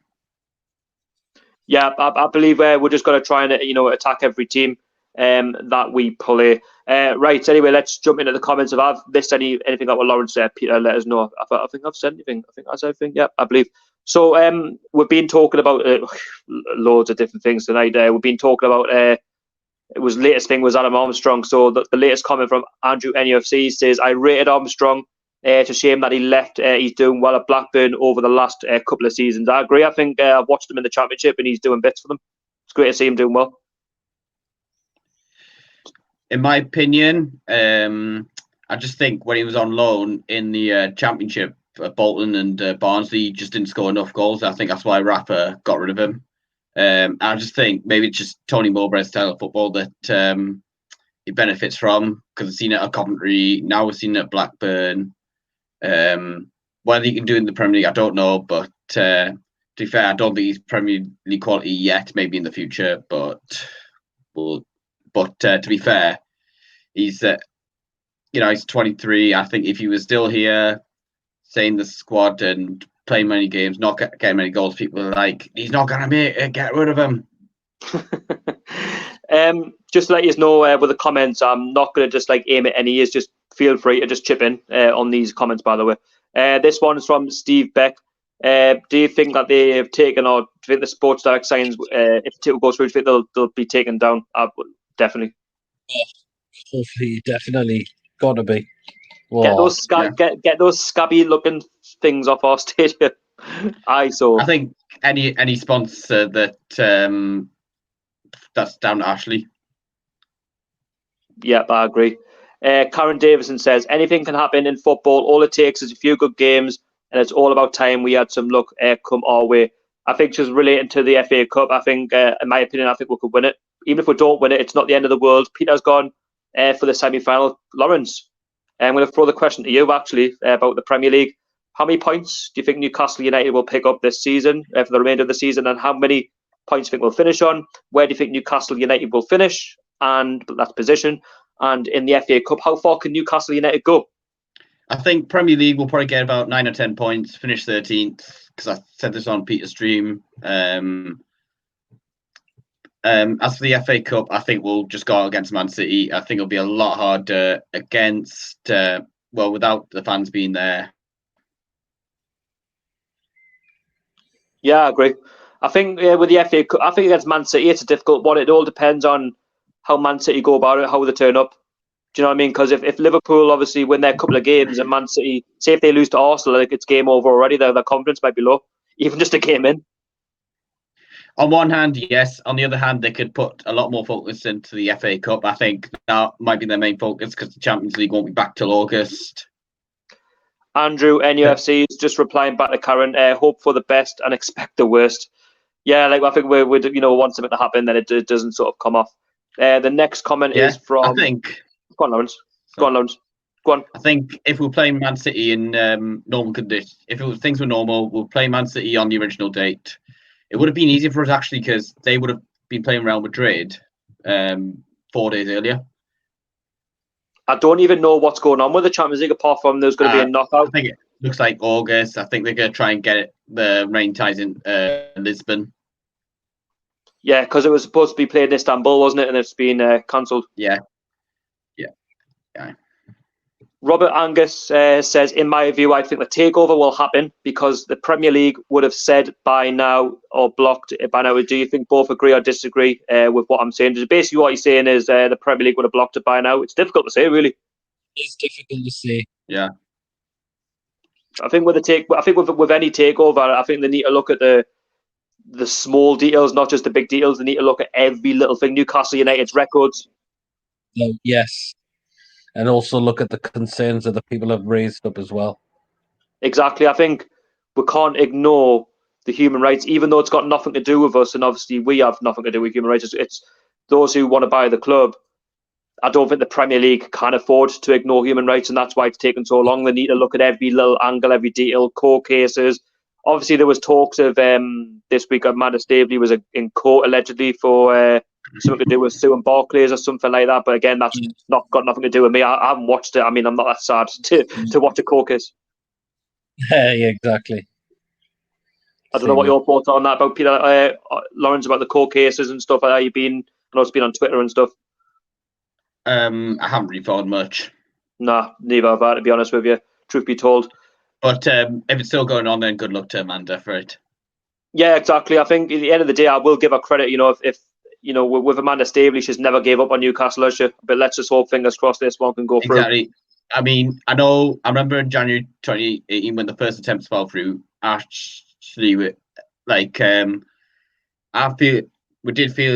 lot of people, including myself, felt that if they really wanted to buy the club, they would have just paid the extra 50 million at the time. Yep. Then obviously, even after the wasted time comments, she's still come back. What does it tell you? While it's still in my head, Lawrence, I was going to ask you a question. If the takeover happens, what's happening to Steve Bruce? Are you going to keep a hold of him? Or are you going to give him a chance? Or are you going to look to want to get somebody else in? I think somebody else will come in. So you wouldn't give Steve Bruce a chance with some money? Well, depends what the odds. I'd just be a bit worried going into the second season if because you see these managers, they have a good season when they first come in, and then it just goes wrong. Yeah, I know what you mean. It's obviously happened with Man City where they sacked Hughes, didn't they? And obviously we all know what happened there. They brought in Mancini and obviously won the league. Yeah. Let's have a look at Robert Angus. He says, it sounds like Rob Elliott is leaving at the end of the season. Would you like to see him play one more? In my view, I'd like to see him play one more. He's always tried 100%. Nice bloke. I'll quickly answer that. I think he's been a great servant to the club. I think for what we paid for, I think he's been great. He's always had a great attitude. Will he play any more games? Unfortunately, I don't think he will. Where he goes after this, I don't know. I know he lives around the coast, but guys, obviously feel free to chip in. Your thoughts on Rob Elliott? He has done well, but yeah, I can't see him playing any more games, unfortunately, now for the rest of the season. But hopefully another club will be able to get him, and hopefully he'll get back to playing regular football again. Yeah, I think he was always going to leave regardless of what was happening. It's just a case of who comes in as like the backup goalkeeper if, say, Dubravka or Dollar will get to. Oh, thanks, Jonathan. Because is it Jake Turner from the reserves, potentially Freddie Woodman, unless he's going to continue his loan spell at Swansea. But yeah, good luck to Rob Elliott. And obviously Colback and Surrey who have left. I tell you what, mind, talking of Rob Elliott, I've always, for a Pardew signing, I thought he was quite good for how cheap he was from Charlton. Yeah. I think he's always given his absolute all. He talks about that in his comment. He gave 100% for the club. I think he always did. And, I think wherever he moves on to, good luck to him, because I do believe he's still got a few years left in him. Yeah, I think because one of his kids has just started school last September around... school around the corner from me. I think he'll want to go to, say, someone like a lower league club that he can drive down to for training without having to move house. So maybe it's Huddersfield or... Yeah, it could be an interesting move for him. But like I say, wherever he goes, very best of luck, and wish you all the very best, because like I say, he's been a good servant. I did actually get a photo with him at Longstaff Beach about 3.5 years ago. I'm a big fan of Tynemouth, Colour Coats, Whitley Bay, the coast. But honestly, good luck to him. And next comment is from Karen Davison. I'm wondering how Bruce will be when out from under Mike Ashley's thumb and actually be able to make the decisions he needs to. That's what I'm saying about Steve Bruce. He could be a guy who might need some extra funds. You might need somebody who can talk to, because he, like all managers under Mike Ashley, they've not really had that chance to speak with the owner, and Lee Charney's been very difficult to deal with, from what I'm hearing. So, well, it's no surprise, is it? I mean, don't get me wrong. I'd like to think Steve Bruce can be given that chance, in the summer, with a bit of money, just to see what happens. At the end of the day, right? If we give him 6 months, 6 months is better than like 2-3 years. You know what I mean? If you get these owners in, they're going to be in for the long term anyway. So if you got to remember, with a takeover, it doesn't matter who you bring in first time, whether it's Potts, Rafa, or I keep Bruce. There's going to be mistakes made along the way. You can't get it perfect all the time. It's it's happened with Chelsea. It's happened with Man City. There's been mistakes made, money being splashed where it shouldn't have been. We're going to be no different. Yeah, that's the thing. I think. Personally, but as I say, I think they will bring in somebody else. Yeah, I mean, like I say, this topic, in my opinion, it divides opinions. Robert Angus says, got to sign Jetro, fantastic player, good link with Saint-Maximin. I agree. I think he's been a breath of fresh air, been fantastic. He's been an absolute rock at the back, getting forward as well. Yeah, I'd take him over Danny Rose. Same here. I think Danny Rose, he's lacked fitness, so hasn't he, Danny Rose? I'm sorry to say, I just don't think his attitude's there. Unfortunately, I don't know. Like, from what I've seen of him. Well, and he was complaining about that players shouldn't go back to training or whatever he was saying because of the coronavirus pandemic. I think he had a point, but because at this time, I think we agreed that they should cancel the remaining games. But they're kind of like making environment safer. So, but I remember, I think he made some comments. I don't know if these are true, but he did mention about wanting to play for Leicester because of Brendan Rodgers, even though he hasn't been getting in ahead of Chilwell for the England team. Yeah. Next question from Steve Beck. He says, do you think when Mike Ashley arrives back in the UK, we can start throwing eggs at him? Oh, That would be awesome. But the problem is we don't know exactly where he lives. The next one is from Retro NUFC. He says, "All right, lads. Can I join the stream? Yeah, we'll get you in the stream in about 5 minutes. But we'll I don't think there's any more questions. Guys, if you just want to talk about anything else, the takeover, if you want to talk about the friendlies that we've had against Hull and Middlesbrough, we could talk about Joelinton. We can talk about Matty Longstaff. Is he going to stay? Is he going to leave? What's going on? Where the takeovers might actually want to sell a club or not. Like I say, Premier League football's returning. There's so much there that we could talk about on the channel tonight. But how you been keeping, Lawrence? Anyway, you been keeping well? Yeah, I watched the game against West Ham, the classic game. At the same time, I had the Racing Santander game when they took the lead and then obviously lost 2-1 after Camden sent off and VAR given the winning goal. I can't remember who they were playing, but I've actually got another Spanish Second Division game. Check it's Real Zaragoza at home. It's 0-0. Tell you what, Lawrence, ever since I told you about that, you've been getting into the Spanish Second Division, haven't you? Did you not know anything about that channel until I told you about it yesterday? No, I think I did see something on social media that they were going to show some free games. They've been doing that even before the pandemic. They do it every weekend. It doesn't matter who. It's every weekend. It doesn't matter who plays. They play every single game for free. Maybe, but probably not watch as much. Once the football comes back, the Premier League comes back. Yeah, I sort of only ever watch it like if I'm really bored and there's like I want to watch some football. You know what I mean? Like a bit of football fix. I was watching the Malaga game yesterday. And I tell you, that was an interesting one for a second division game. Anyway, just a shame that Archer couldn't be there in March at that game. Well, just as well he didn't actually buy tickets because I thought he told me back then he bought tickets for it, but he didn't. I thought he had as well. But I suppose if you're going to travel for a match to a foreign country, it's easy to just buy tickets in person at the ground. Yeah, I wouldn't be. I definitely wouldn't be ordering online because you just never know if you're going to get your money back or not. But like I say, obviously I seen the highlights of the Wolves game on the Hull game. It seems like it was a bit of a walk in the park, really. But looks like Hull weren't really up to much.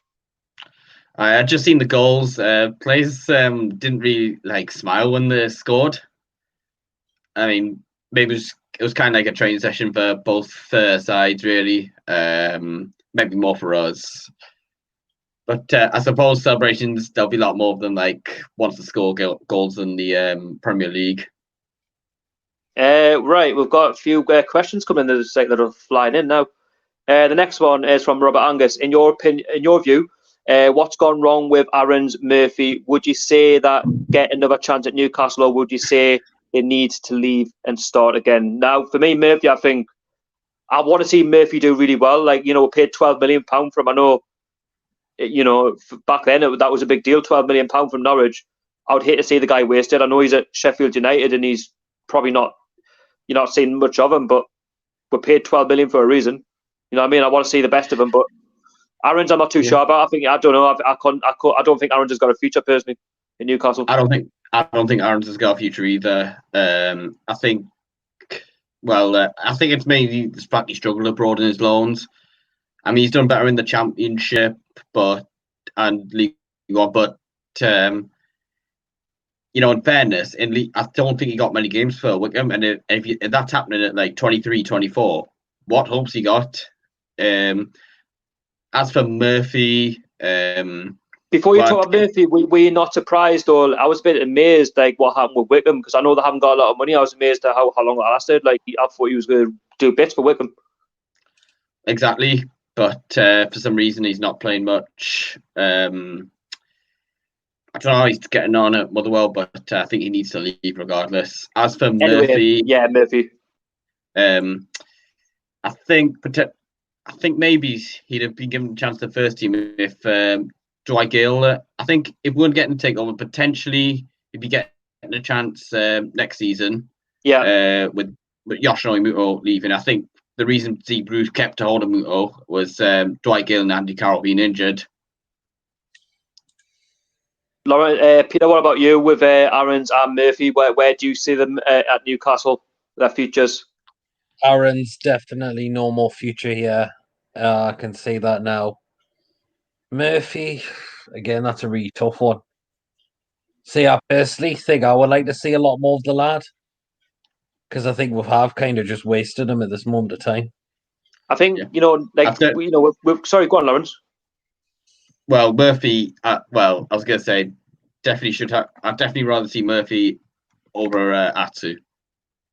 Yeah, No. that's what I'm saying. Like Atsu for me fails to deceive. I think Murphy's a difficult one. I think he's been like just thrown in there really, and we've put loads of pressure on him, and he's never been able to shine. And plus, we've gone like through Rafa and obviously now Bruce. I would like to have thought that. See, I can see why he went to Sheffield Wednesday to try and smooth over the deal. With Bruce go to Newcastle, come to the club. I would just like to think that with the money that we've paid for Murphy, that we're not just one of them clubs that we're just going to waste him and keep get the loan deals through. So we'll run his contract down. I want to see him, have a little bit of a future at Newcastle because Norwich City, 12 million quid. I mean, he was a big player for them. It was a big deal. Yeah, but we spend that much on him, and he's even under Rafa, he's not really getting in. That I think he did deserve more chances under Rafa, but I think maybe the 4-2-3-1. That's why he was more brought in for. So maybe next season. Arsenal Vlogs said hi. Hope you're doing well, mate. Hope all's good. The next one is from Andrew NUFC. That kit we played in against West Ham in '94, brilliant kit. I thought it was a nice kit, to be fair. Good game as well. Yeah. One of those underrated games. Lawrence, you watched it, so you can fill everyone in. Yeah. Oh, like about the game. Yeah, you watched it, so you might have a bit of I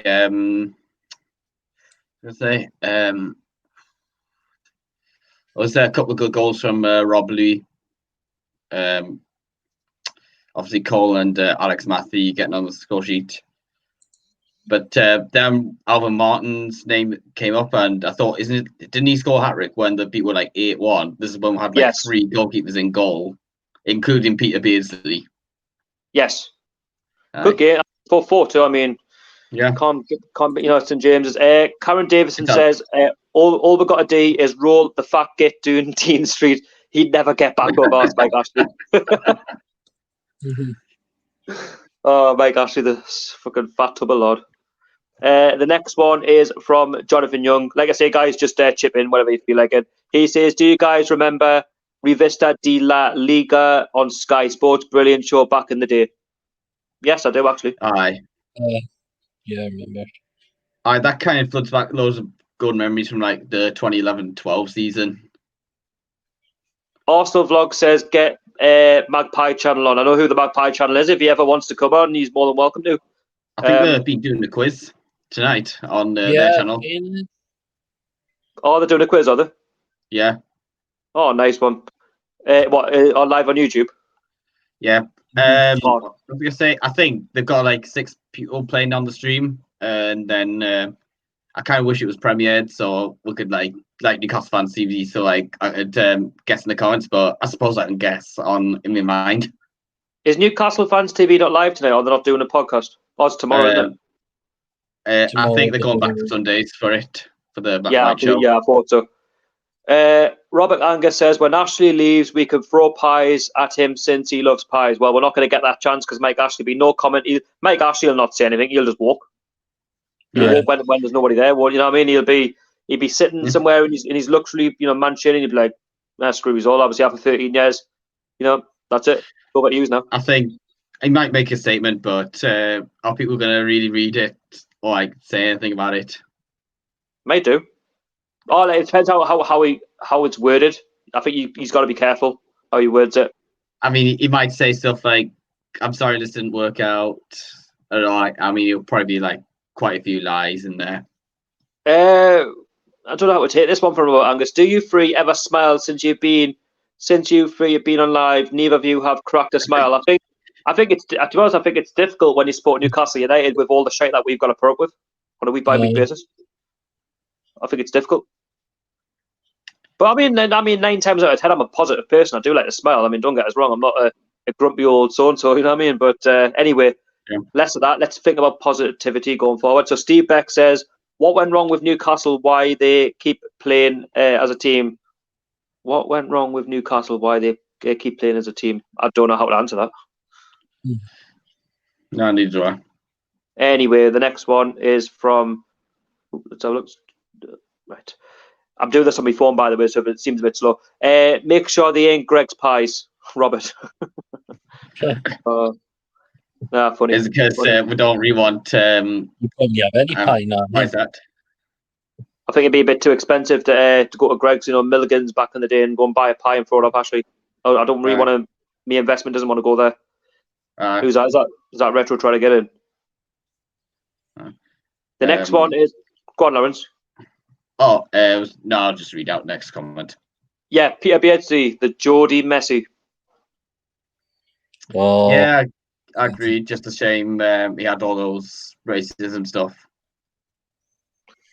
Yeah, I did in the end. I don't think too much has gone of that at the minute. I mean, it's never seemed to have progressed anywhere. I mean, obviously, I don't know if he's guilty or not guilty, but it's difficult to comment, isn't it? I mean, I rated Beardsley, to be fair, when he's under 23 manager, and he's enjoyed going to watch his teams play.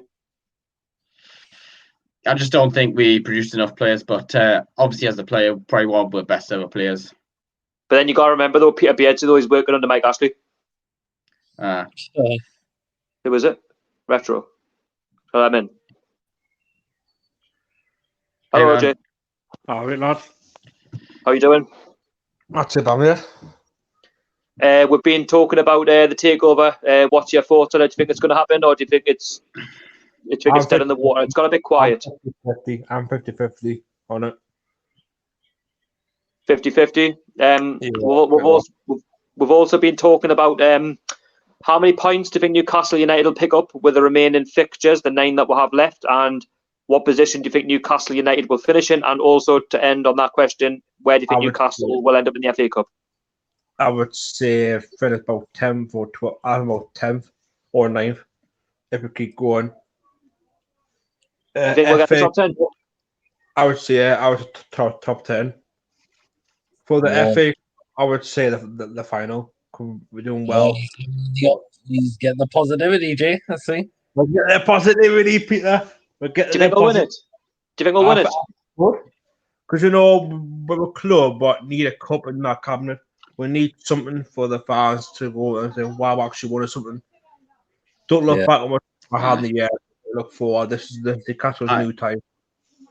Right. Yeah. I'd have to lose I'd have to lose all remaining 9 league games if it meant we'll win the FA Cup, even if it includes against Villa. Right. By the way, Jay, how many points do you think we'll finish on? Points, I would say, but yeah, what one new? 35. 35, I would say. I'd say about 44 or between 45. That's definitely not getting us top 10, by the way. I don't know. I don't know. I'd say if we're going to get, if you're saying 9th place, I reckon we've got to achieve at least about 54, 55 points. Maximum. Yeah. Maximum. But that's just me guessing. But I think that's roughly where you get for about 9th. Then it varies each season. It fluctuates each season. So I know we finished under Rafa with 44 points. Straight, it was weird that season. I think wasn't that like the lowest points finish in a 38-game season for a top half finish in the Premier League? That season was just generally all round poor, though. I mean, we battered Chelsea 3-0 with the squad they had. Yeah, they did. Yeah.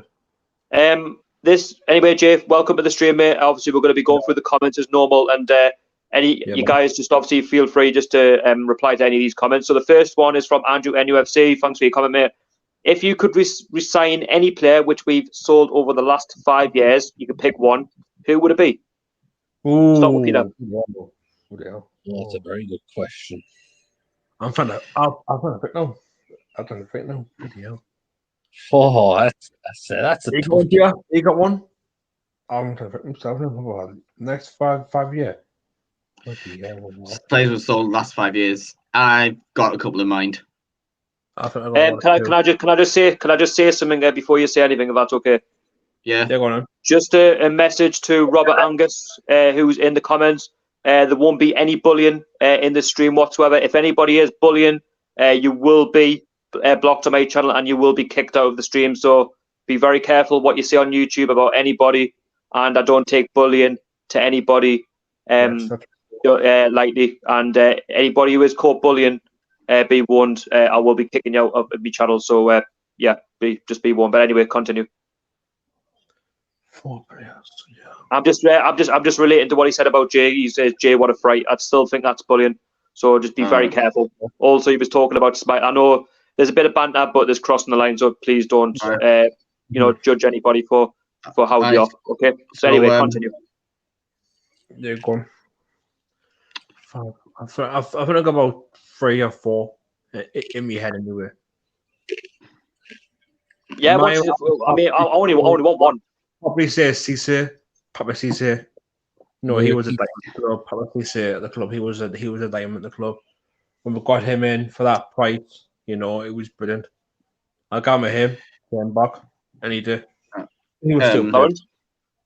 I think I'd say Rondon. If you were talking about players like what they're like now, but if it's like in terms of like players sold because we never bought Rondon, be Mbabu. Yeah, he's doing well he's doing well in Germany, isn't he? Is he? Yeah. He's playing brilliant. Got even the Switzerland squad. He's still playing, is he? What a sweet time, I know him. He's only young. We bought him at a very young age, and we saw him at a very young age. You really got looking, really, when you think about it. Yeah, I think that's. I think that's one thing that I think that's one of the few things Rafa got wrong. Not giving him a chance in the championship, and then just letting him go. Yeah, you look at like players like, say, I could say, when we had like in the bar, all them at the club, like players like them, we had some good players at the club. We had a quality squad, you know what I mean? Back in the day, like, we had the good players. What about you, Peter? I would say definitely like Perez and Barbu. I definitely regret letting him go. Rondon at this moment of time. I don't know why we just didn't pay the £16.5 million. We didn't do it. That still baffles me. That I think Rondon, given the fact they only wanted 16.5 million, but then again, it's difficult to know like where Rondon was and where his head was, because obviously Rafa went to Dalian Yafang, and if Rafa's saying, "Well, I'm going to Dalian Yafang, I want to make you my #1 striker," with the money that's in that league, it's as much as he loves Newcastle. It all depends if Newcastle did offer him a contract. We don't know if Newcastle did or didn't. That's where I look at it. I think he wasn't going to be here unless Rafa stayed. Yeah, that's right on that one, though. Is there any other players you mentioned you would like to? I would say not Remy. We got on loan from we had at the club on loan from, I think it was QPR, got him from, or Chelsea. Yeah, we had him. Gone from QPR and then he went to Chelsea. Yeah. Tell you what, mine absolutely loved Kabay when he was at Newcastle. Before we played with his heart, passion, loved the club. He wanted to leave. That was the problem. Yeah. Kabay, Ben Arfa was good as well. Ben Arfa was good. When he was the player I would bring back. If he'd come back, like. Do you know what it is though, right? Like I was very surprised when I seen Kabay come back to the Premier League, but with Crystal Palace, I was amazed. Whoa, I don't look at Crystal Palace as a big club. They've got a good support. Don't get us wrong, but I was amazed at Crystal Palace of all clubs. He went from Newcastle to Crystal Palace. I know about the Pardew thing, but I miss him. Give him out of the club. Yeah. Well, I think. Yeah, I just think we didn't show the ambition. Get Gutierrez back. No, we had a good team back in the day, but Colaccini now. Ben Arfa has obviously been mentioned as well. He obviously was sold, we didn't sell him at Hull, but he went on loan to Hull. It didn't quite work out with him under Bruce, but ended up moving away, and obviously he's not really been the same, has he? No, he misses Newcastle. He misses the fan. Probably misses the fans. Yeah, I just think that's kind of where things went wrong for him. Although he did have a good season at Nice. Yeah. Say that this is a good one. Tovan as well. He's doing bits, isn't he, for Marseille? Yes. Yeah. I just think that was a big mistake. That letting him go. Yeah. I told just Ronnie looked was at- good, though.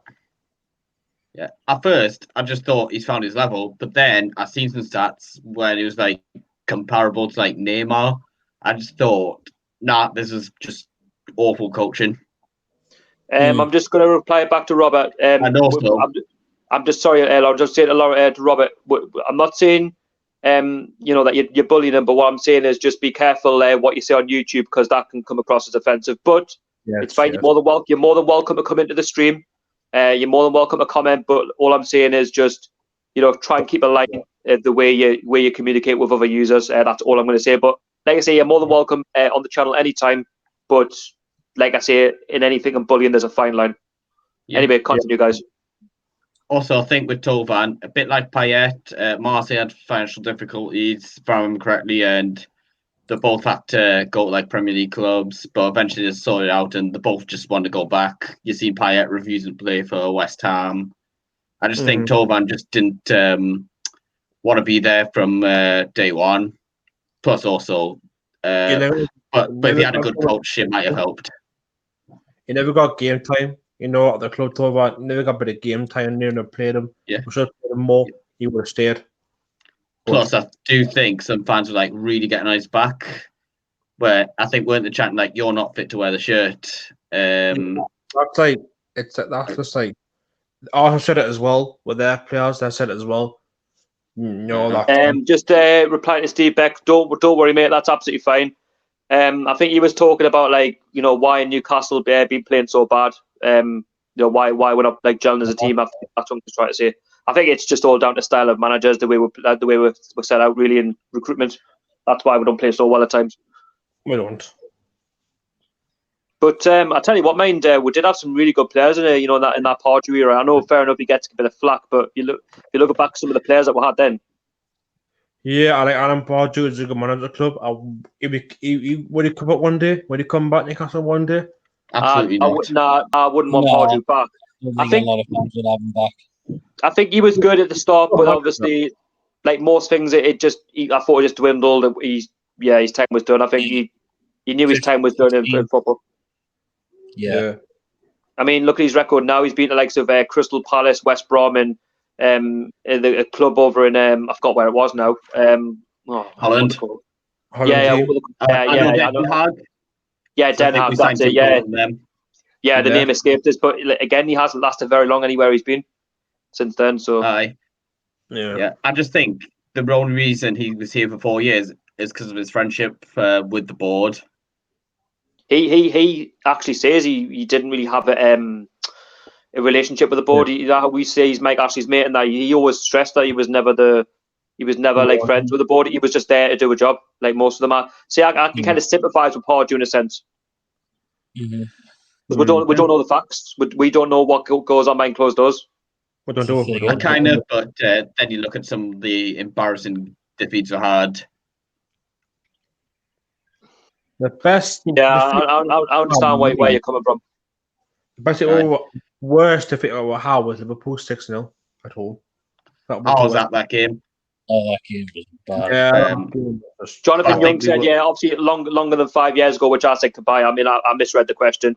I said, obviously, if it was more than 5 years ago, goodbye. He was an excellent player. I agree.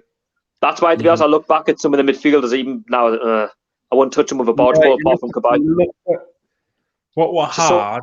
I wouldn't touch Sissoko over Kabay. Kabay was just crap. Sissoko just had a rotten attitude towards the end of running off. Exactly.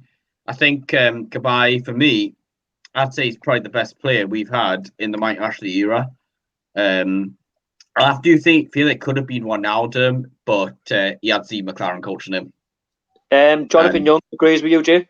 Spot on there. Tovan didn't get the game time to prove himself under McLaren, but then again, it was McLaren. He was a shit manager. Exactly, McLaren. It's a good question anyway. It's a good answer. Like, I'm not like it's easy. Robert Angus says, "Do you think we got rid of Remy Cabella too early, and fans got on his back too much?" That's a difficult one to say, really, because again, he was another one I didn't see too much of. I just think at first, I think in the first season he didn't have the right coaching, but I think he's getting expected to be a winger instead of a number 10. I think we bought too many like more central players rather than like actual wide players. And we still couldn't defend. Yeah. The problem we had. Look at defense we had in the past. The defense we had we had Colaccini, we had Mike Wilmson, we had a good defender. Stephen Taylor as well. Oh, Stevie Taylor. By the way, I don't think they were fantastic centre backs by any stretch, but half the time they did the job. I mean, they needed talent half, you know what I mean? But they were, didn't they? But the Sunday did. I'd rather the current centre backs than we had like with Stephen Taylor, Colaccini, and I'd rather have what we've got now because I think we've grown. Passed it towards the end. I think we've grown as a club now at the back. We're built from the back. Exactly. I think that's down to Rafa. I think you redeveloped themselves, brought in some good defenders. Fabian Shaw, Lejeune. Yeah. I do feel that part of the reason like we're defence better is because I think with the money we spent, more likely to get good defenders than good attackers. And, I think everybody doubted Kieran Clark, and I actually was one of them who said, no, we shouldn't doubt him. I think he's a good player on his day, and I think he's been a revelation this season. Yeah, not just this season, I thought he was good last season. I think he's underrated in my opinion. You know, exactly. Yeah, like Remy, we had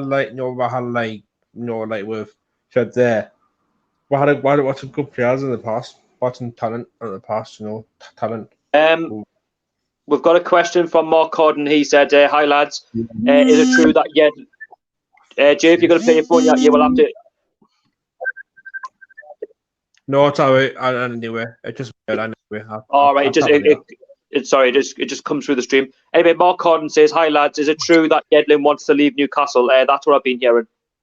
Not heard anything about that. He wants to leave Newcastle. I wouldn't. By the way, I wouldn't be good to see him go. I think he could be replaced. No. Yeah, could definitely. But Soggy.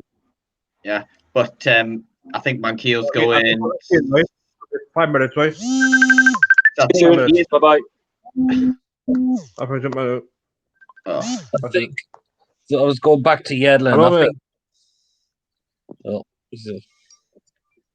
Sorry, Kev.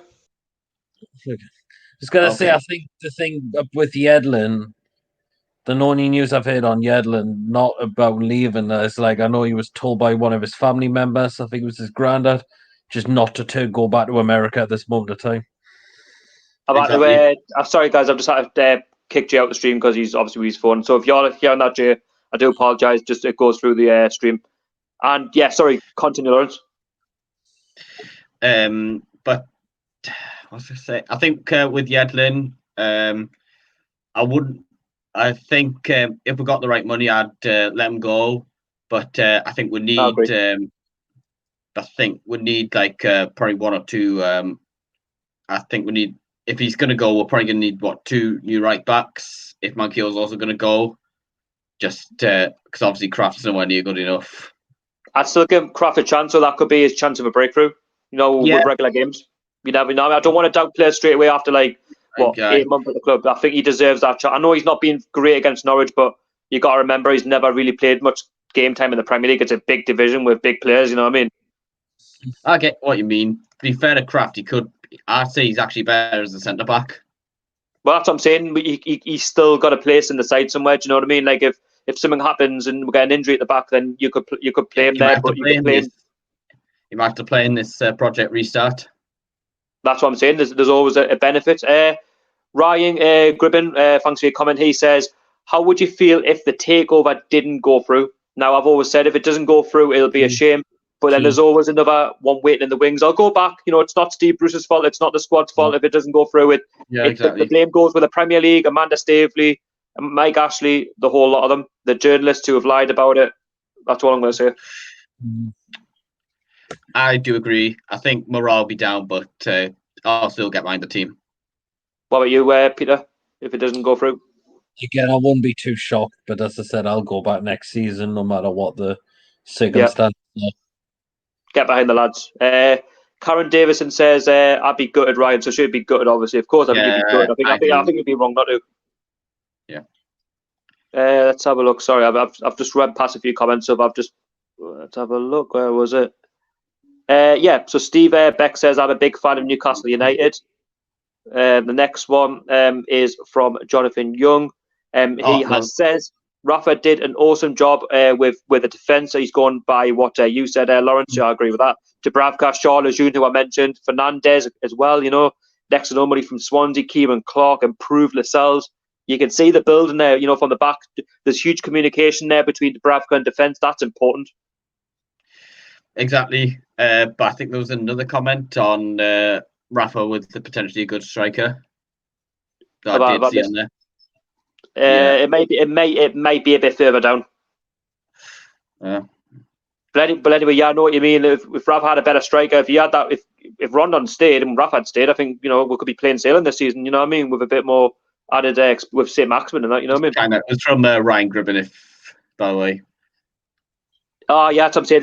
It's a bit further down. It's the next one. Steve Beck says, I'm a big fan of you.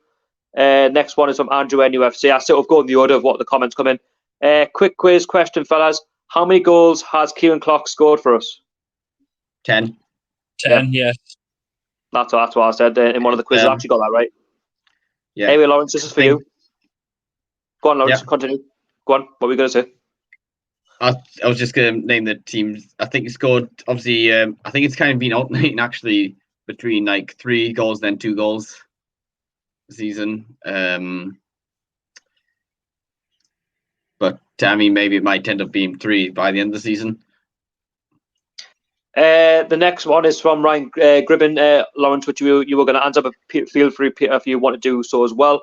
I think that if Rafa stayed, we could have had a good team with a striker that can use their limbs. So I think he's talking more about Rondon and Saint-Maximin, being that presence, with how he runs with the ball, and Rondon being that presence in the box. Yeah, absolutely. Well, yeah, but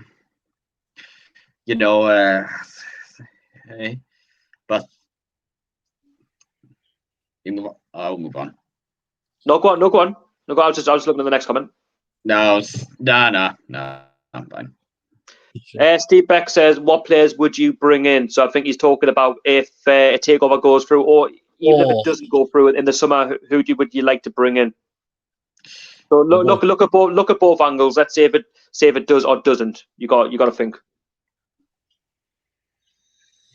If I got the takeover, I would like that. I would bring that Koulibaly in.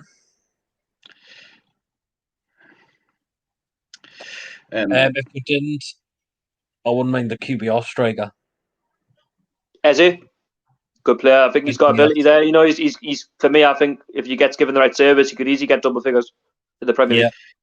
I think who's there? I think we'll probably need some fullbacks to cover for like Dummett. I'd love to see Williams. If we sign Williams, I think another left back.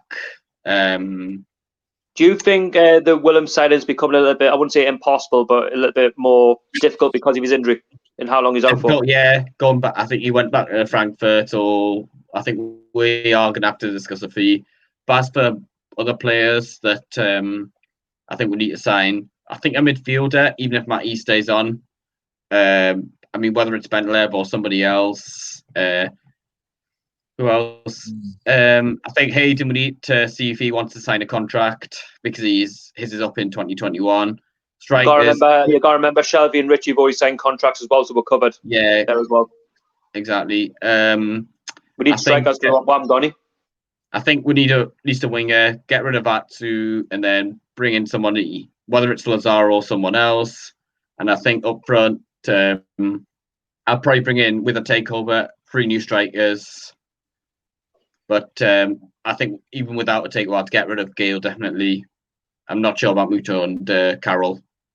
I was saying to you before, I just don't think we've got any strikers. I think Joelinton's more like a left winger. I don't think he's a number 9, personally, in my opinion. I think Andy Carroll, he's, Mr. Treatment, table guy. Doesn't really see much of him. You can make a presence in the box, like if he makes himself a nuisance, but again, you don't see much of him on the pitch. Muto's been very quiet. He's been doing okay in the friendlies, but again, we'll have to wait and see what happens in the last 9 games, including the FA Cup. And then who else we're missing? Dwight Gale, again, probably he's got the ability there, but he's Championship, as you say, and we haven't really got anybody who's going to put the ball in the back of the net. That's the main area of the pitch. But this might change by the end of the season because I'm sure every outfield player will have to play some part.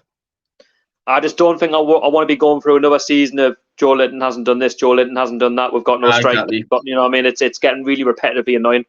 Yeah, I'd like to see what you could do up front in the 4-2-3-1 formation. I know he was more of a winger, but even against West Brom, he had a decent game. Got the assist for the second goal. But maybe I'd see what you can do without fans getting on his back for every mistake. Because if he gets a few goals, sorry, lads, go on. Sorry, I was just looking. If he gets a few goals, that could really help his confidence. Andrew, NUFC, basically replying back to the question. Spot on, guys. 10. Well done. Robert Angus has said, talking to Marvo, how do we sign Marvo and he failed a medical for Liverpool? Well, we'll sign him. So, it's not even the first player that was signed after the failed medical for Liverpool because John Beresford did it. I remember hearing about it while I went to a talking with him. Yeah. Anyway, I'll cover on. I've just scored in the game I'm watching. Good goal. Yeah, it was well worked. I was kind of like a sweaty on what you'd call sweaty on FIFA, but basically sweated across the box, and soon to get an open goal, just tap it in. Well, play across the keeper and then open goal. But as back to Marvo, he showed some good promise in the 12-13 season, especially Europa League. The ball into Cisse's winner against Angie, but just didn't kick on. I just think how between him and Pardew, and it just never recovered. Hello, Joe. Hello, mate. Sorry, I didn't see it at the bottom there. And also, this is another question as well from Ryan Gribben. He says, if the takeover goes through, what will be the first player you bring in that we have been linked with? So any of the players that we've actually been linked with, who would you all three is like to see? I would say Budell. Oh, I would say Coutinho. Coutinho? I would give Coutinho a shot. Yeah, I'm not sure. Personally, I'd still have Almiron over Coutinho in the number 10 role. Yeah, same. I've actually got a lot of trust in that Almiron. I think he's got more potential. I really do. But maybe someone like Danny Ings.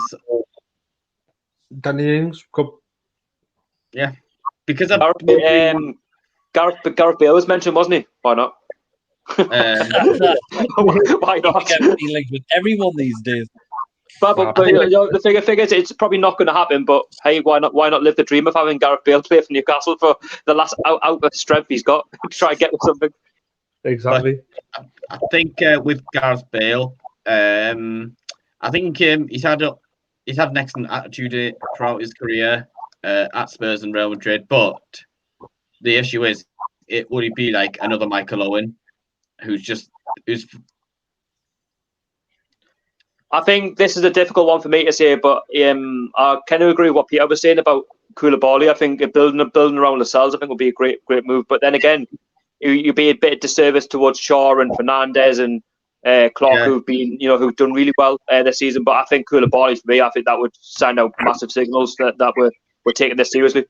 It would, but problem is, I think we're good for the centre back department, especially with the formation switch.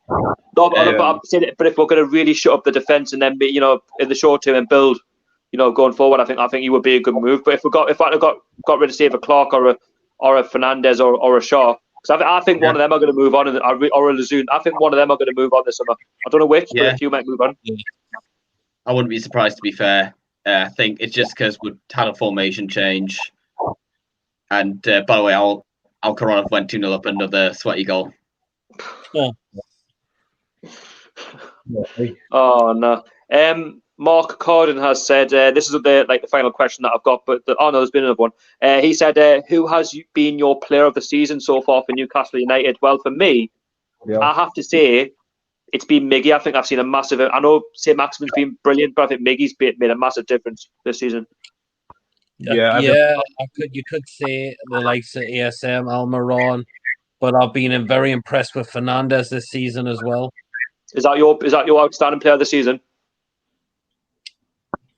he's definitely one of the players of the season.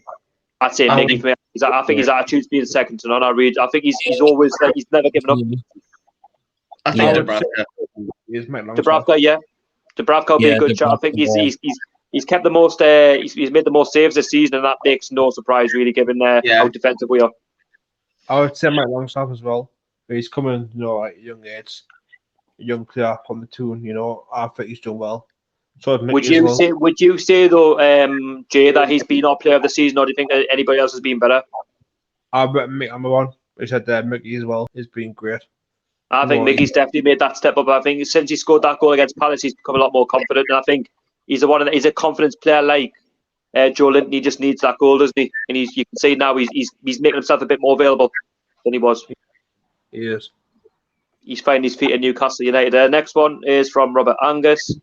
And he said, it seems to be in our every transfer window, we are linked with Samari, Edward from Celtic. Out of the two of them, which ones would you sign? For me, I would take Edward. I know a lot more about him than I do Samari.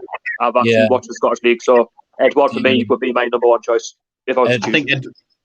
I think Edward just for the need of it. Absolutely, yeah. Was in I would say Edward. Yeah, Edward would be for me, definitely. I think he's too good for that team. Some of them players need to move on from that. Me as well. Yeah, I'd more have him as second choice striker and then bring in like a more proven striker who's done it at like a pretty high level. Oh, do you know what? If it was Mike Ashley, I'd just put him straight up front. Can't be any worse than what we've got. He really can't be. In fairness, go on. Yeah. No, go on, Lawrence. In fairness, yeah, you're probably right. It can't really be worse than what we've got. We haven't got. I keep saying it. We haven't got a striker. We really haven't by this moment in time. But anyway, Andrew NUFC says, I think Morelos would be a decent signing for us. He wouldn't be too expensive either from Rangers. I've always said that as well. Another one I really like a lot of as well. Good player. Yeah, because I think he's down and compared him to Solomon Rondon, where he did an interview with Magpie Channel. He went on that maybe Newcastle should look at him, but also suggest that Rangers would probably not sell him in January. I think it's a worse time to buy a player because they're asking for a lot. You know what I mean? Compared to the summer, you've got a bit more time to work. Well, obviously, this window, it's a bit strange depending on how long we keep it open for. I know he's got his disciplinary problems, but we can make him into a better player. He's going to learn a lot more in the Premier League the hard way. Yeah, I think he sorted them out a bit. But I think as for the transfer window, that will probably open 27th July, shut on something like 30th of September, as the Zaragoza keeper looks like he's about to be sent, or just a yellow card for handball outside the box, or he's sent off. Right, so we've had a comment here from Ryan Gribben again. If you could choose a player that has played for us before, would he still be in your player of the season? Would you have a player that has played for us before? Difficult one to say. I don't know how you go by with that question, but I think he's saying like, I don't know how to reword that question. I think you might have to reword it. If I'm not wrong. Could be on like exactly. If the previous players had, would you class them as a player of the season in any of the past seasons? He could be on about.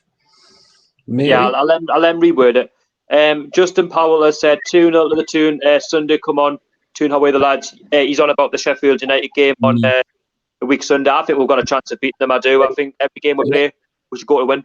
Play to win. Absolutely. Yeah. Win. Play to win at the home. I think we've definitely got a chance. You know, at the end of the day, we're on 35 points. I still don't want to take the foot off the gas to say, well, we've got 35 points. We can just sort of slow our way to 40 points or whatever. I still believe we've still got a job to do. I really do. We're hard, but a big job to do. A big job to do. This game. And if players are worried about the takeover, then that should motivate them to think, hold on, if I don't perform, I'm out. Yeah, true. I think a lot of the players probably already know that already, but they're going to have to be professional. You know, that's the thing in footballers. You've got to stay professional regardless of what's going on in the background. I don't think you can really focus too much on what's going on, but they kind of know that. But when it comes to whether you're playing for the fans or not, they've still got to show that professionalism in every opportunity to get played. You know, Lascelles will talk about wanting to win for their fans who cannot be there. Yeah. What a comment. I keep getting one from David Waller talking about the takeover being worth £300 million, but listen, we don't know how much it's worth until if it ever goes through. Robert Angus says, could you see Dubravka retiring at Newcastle, and if so, would you bring him in for a goalkeeper coach? He could retire at Newcastle, but it's too early to say right now. But I would definitely bring him back as a goalkeeper coach in the future if he wants to come back into stay in the Premier League, or he'd come back to Newcastle. Yeah, definitely. I hope so, personally. I think there's a future there for Dubravka. I think he loves the club. I think there's definitely a future there for him in the club. He's just signed contract till 2025. Nice bloke as well. He's a nice. The thing is, as well, we've got goalkeeping coaches already, but I said the same thing with Rob Elliott. If he end up retires, just bring him back, get the local lads back. I think we need to try and bring the identity back into the club. You know what I mean? I think they've been doing coaching badges. David Waller says 3-0 against Sheffield United. I mean, that's a big ask, but it's not impossible with these games behind closed doors. I mean, there could be some dodgy results. There's going to be. It could be. I've gone 1-1, but that could change if, say, they get a lot of injuries against Villa. Well, I have got a score prediction, but I'll not be giving it away until my until my Premier League preview next Friday at 2:00. So stay tuned to that. Yeah, I don't usually make my final prediction until the press conferences to find out the team news, and then but kind of went 1-1. Maybe I've just been the true predictor recently. Yeah.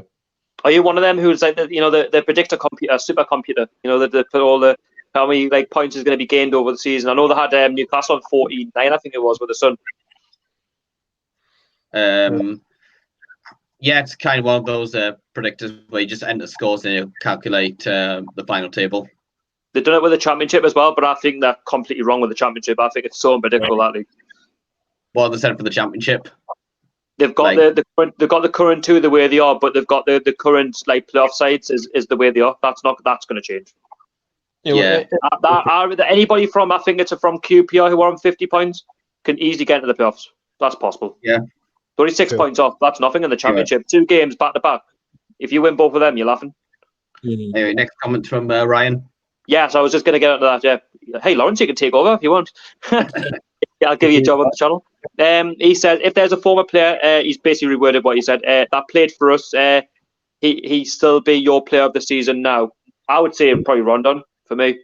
Yeah, Rondon. Potentially, yeah. Rondon for a loan deal. You know what I mean? What more could he give for a loan deal? He couldn't have done any better than he did last season on loan, personally. Couldn't. Absolutely. But yeah, guys, I'm probably going to end the live stream in about 9 minutes. So, well, not even that, 8 minutes. So if he's got anything more to add, then it would be great. We've been going for nearly 3 hours. Good, I've been coming. I want to go. But I will be doing more. Obviously, next week I'll be doing one on Sunday for the game against Sheffield United. So plenty to look forward to. Would that be after the game? Yeah, it gives us about 50 minutes, half an hour. I'll get that going. Aye. Robert Angus says, what went wrong with Matt Sells in your view? And in your view, was he a goalkeeper Rafa wanted? Difficult to say if Rafa wanted him or not, but personally, I just don't think he really had any confidence. He was just shot of confidence. He didn't have it. I think he was making mistakes a lot, definitely. That was the problem. His position in his goalkeeping decisions were poor. Yeah, that was the thing. Yeah. I think for me, I would have actually stuck with Carl Darlow from the start of the season, but if Rafa wanted a goalkeeper, Rafa likes his foreign. The thing is, I think Rafa liked his foreign keepers, though, didn't he? He thought he was going to work out. I did do that. Yeah, I think he asked for scouting for a goalkeeper. He just said, "Yeah, we'll sign him," but I don't think it helped with the abuse he got. And I don't. Yeah, I'm not one of them who's going to call players out for abuse or anything like that. I have an opinion, but never will I call out a player in that way. It's a case of if he's not good enough, he's just not good enough. He just has to go. You know what I mean? But never will I get on the backs in that sense of going. There's getting on the backs, but there's going a bit too far. Yeah, and Alcoron have gone 3-0 up. Pretty cool. Hope we, Andrew NFC said, I hope we can pick up some points in our first few games to ease the nerves. I think we'll be okay. Definitely. I think just taking each game as it comes along. I think we've got what it takes to be okay. Yeah. Be fine. We should be okay, but I think it's just if we're going on like a bad run or something, people and having some like meltdowns or like where's the next win coming from? Yeah, We're best mates. We're best mate. Daniel Graham is in the building. Say hello to him. Hello, lads. Said, good to have you in the stream, Dan. Hope you're keeping well, mate. Hope you're keeping safe, and we'll see you tomorrow for the quiz. Unless you want to pop in the live stream tonight, feel free. I'll you know what? I said I was going to leave the stream, but you know what? I'll leave a link if anybody actually wants to join, just to be nice. You know? I created a thumbnail tonight. A thumbnail for next week. You've created one. Yeah, I done one now. I've done one. Be like me. You know, I've done a good thumbnail. It's good. I'll send it to you. The next one is from Justin Powell, and he has said, "What do you think of Cashley come on back to the UK? What is the reason? It'll be for not just a takeover. It'll be for what he's just bought the stake in Hugo Boss." Potentially, but maybe just coming back from a holiday that he planned. Oh, was it his House of Fraser stakes has bought Hugo Bosses? What doesn't he buy though? What does Mike Ashley not buy if there's money available? If someone's struggling, he seems to buy all these different businesses like a stake or something. But when it comes to Newcastle transfers, it's literally pennies. It's like a mix up, you know, like the 20p mix up, like the 20 pence that you've got spare. We get the leftovers, but yeah, all these businesses get saved by Ashley. Yet we can't buy decent players like big names. Mad, mental. That's our transfer window, our transfer budget he's working with to do all this. True. Hope not. Robert Angus says, since we were on about English goalkeepers before, do you think Ramsdale deserves a call up for England? I think it's a bit too early. I think he's only just making his route into Bournemouth, personally. Too early Too early. I think if the Euros do this summer, the goalkeepers would be Ben Foster, Dean Henderson, and what's his name, Nick Pope. Yeah, I've gone with my front three. Well, my three, I've gone with Ingold, Henderson, if not Nick Pope. I didn't actually choose a third keeper, to be honest with you. I probably would have said Woodman, but I think that might be a bit early. But yeah, Foster would be a good shout. I wouldn't mind whichever way it went. If it was Henderson or Pope, I rate both. I think Burnley, you've got a quality keeper on the hands, in my opinion. Yeah. But I think, I used to rate Tom Heaton as well. I did rate him. Yeah, I did rate him. I did rate Tom Heaton. I thought he was a good keeper. But the thing is, I just don't understand why Jordan Pickford gets so many games. I know I'm not being biased, being a Newcastle fan. He's got too many mistakes in him. Exactly. I mean, that embarrassment against us, fair enough, we've got to point out of it, but the fact he was behind his own line, what are you doing? Pickford, little arms. He's really got little arms. Yeah. Right, this is an interesting one for you. If you could choose a goalkeeper, if we didn't have Dubravka, what goalkeeper would you have? Ryan Gribben. I would have Dean Henderson. I'll go all out for Nick Pope, me from Burnley. I'll go all out.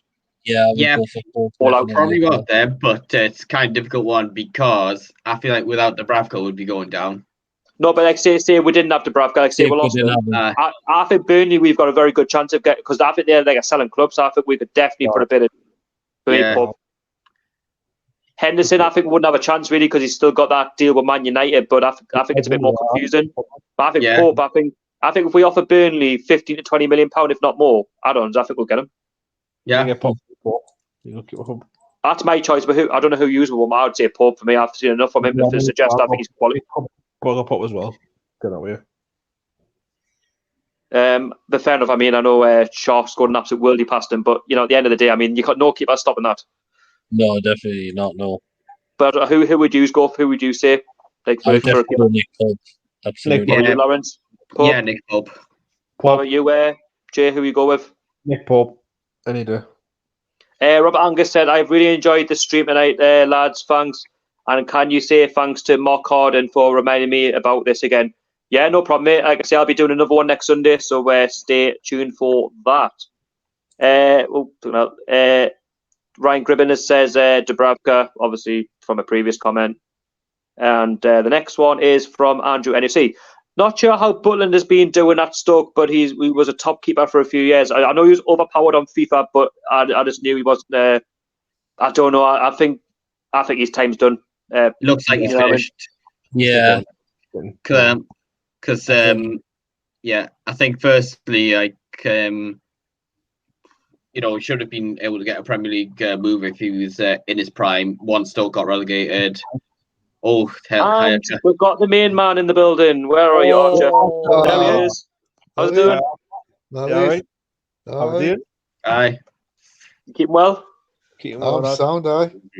That was a We've pound. just been talking about obviously the football's coming back very, very soon. Obviously, Takeover seems like it's gone a little bit dead at the minute. Do you think it's still happening, or do you think it's do you think it's another one of them? I think it's just going to be another one of them. Like it's been dragging on now a bit. Like with this Takeover, it's been going on for months.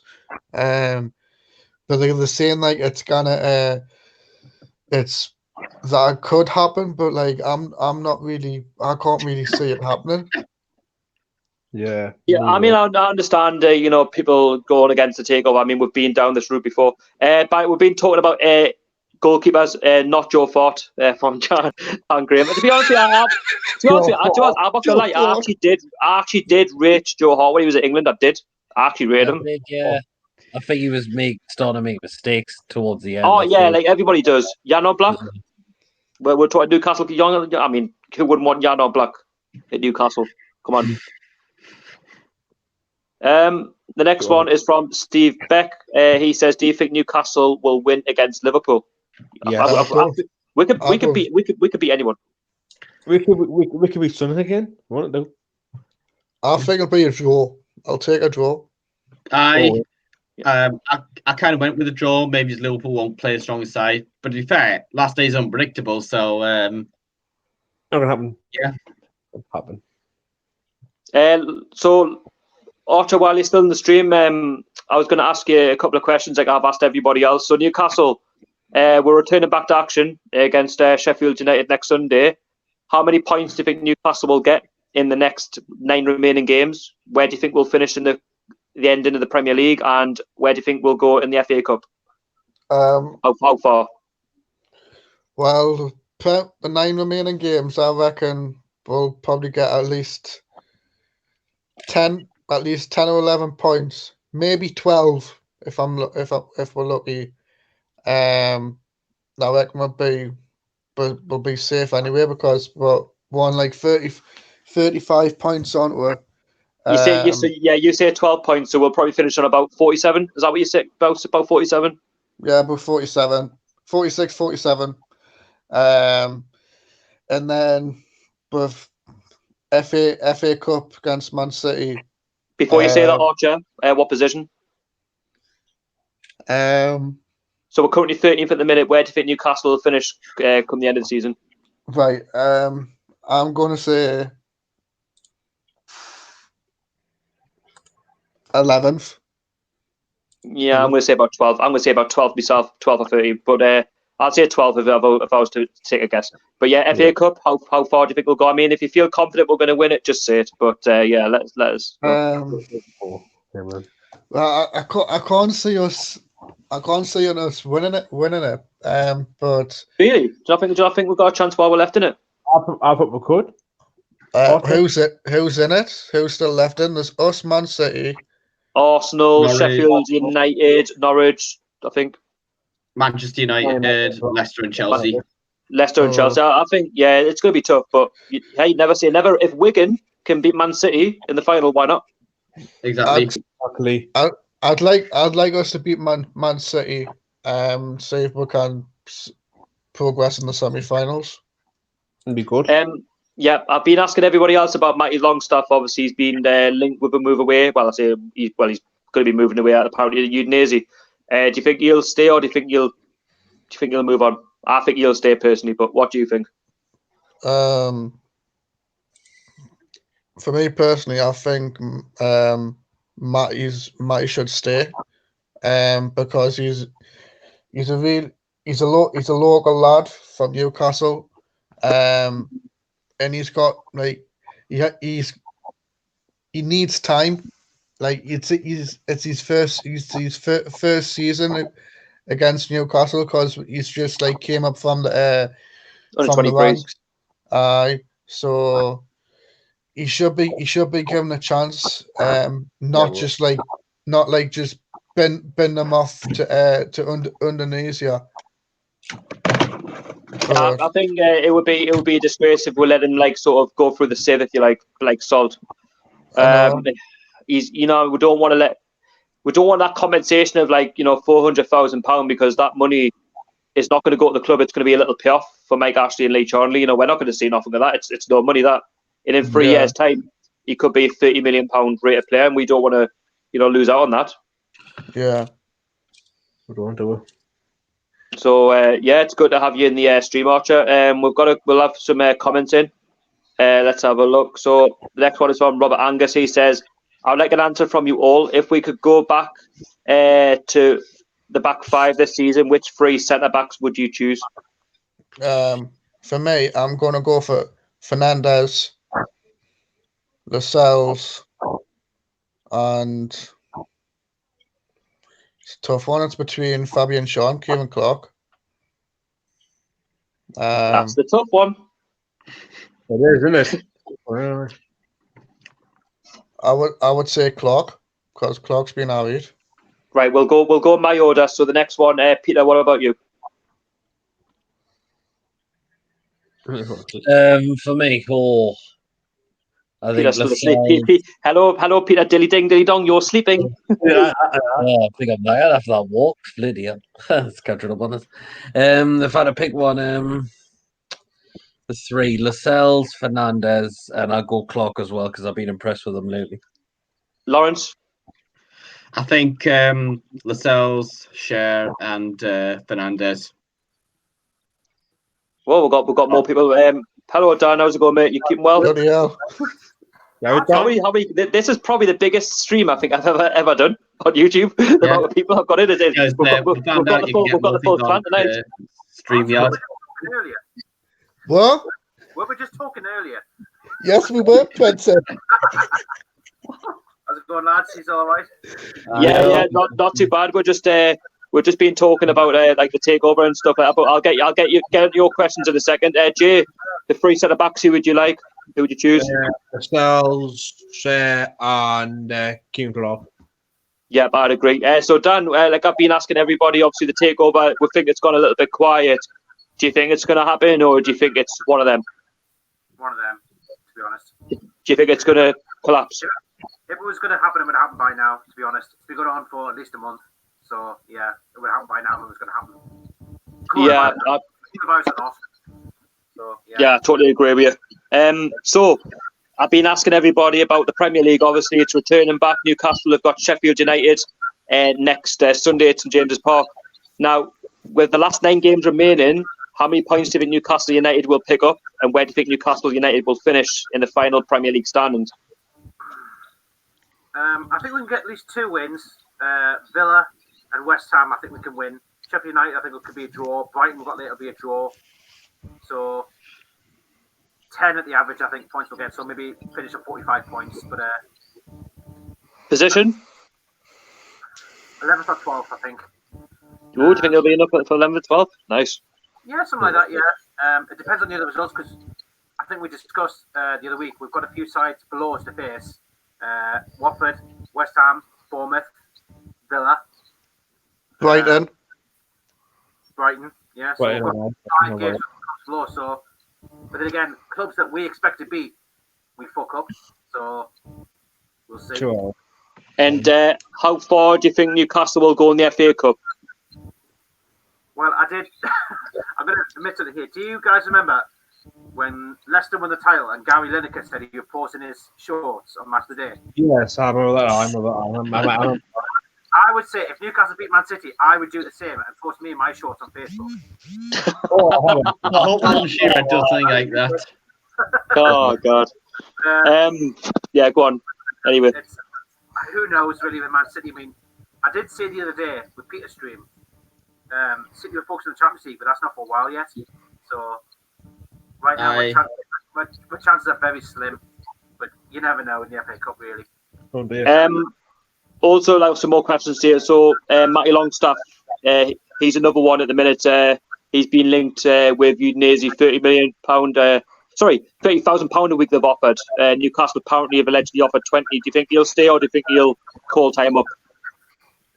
If he was smart, he would stay because he's a local lad. But then you always get that one player that just prefers money. So hopefully he'll be smart and stay. But Money talks, though, doesn't it, in football? Money talks. Look what happened with Andy Carroll when he went to Liverpool. I think Ashley forced him out. Yeah. Have you seen Dan? Have you seen much of the games Newcastle played against Middlesbrough and Hull? Yeah, so we won both games. Yeah. How have you seen the side going into Sheffield United? Are you confident? I mean, I think they look full of energy. They look like they're ready to go. They do look promising. And of course, Sheffield United, we beat them already this season. So who knows? We can do it again. I think. And plus, Sheffield United are chasing you for Europe, but they're not the strongest side. So I think at least a draw for this game. But if we can get a win, that'd be brilliant. Yeah, right. So this is just a question to all you. Just feel free to say it amongst yourselves. It's Joe WX. He says, I want us all to answer this one. Do you think Newcastle will win the Premier League if the takeover happens? I think yes. Of course it will. Yes. Yes. I think it depends which players come in because you never know who they're going to sign. You know, Man City, they got the right players with Aguero, Yaya Toure, De Bruyne. So it depends which players come in. I mean, money doesn't buy you everything, as far as I'm concerned. Karen has said it. Oh my God, it's the usual suspects. Uh-huh. And do you know what? I think it's good just to have a good audience tonight. I think it's been well received. Actually, this the first sort of video or live stream I've done in about 2 weeks, and it's good to have everyone in. So thanks for taking some time out to come into the stream. And the next one is from Patrick Minikin. He said, I've always felt that the home fans get Newcastle a few points each season, more than other clubs, and with an empty stadium, I fear we could see points dropped in the run. And I think that's what you were saying, sort of, Dan, weren't you? You weren't a bit too sure with the fans and that. I think it's Newcastle fans are so passionate. You know, we're such passionate fans. I think that's what gives Newcastle the buzz every time we play St James's. No fans there. I do think it'll be a struggle. I really do. I think we've seen some of the effects of it. Germany hasn't been many home wins from what I've heard. I've seen it in the Spanish second division games I've watched. Plus Arsenal getting beat off Brentford. I know that was a friendly. At least we're not Sunderland staying in League One for another season. Exactly. Yeah.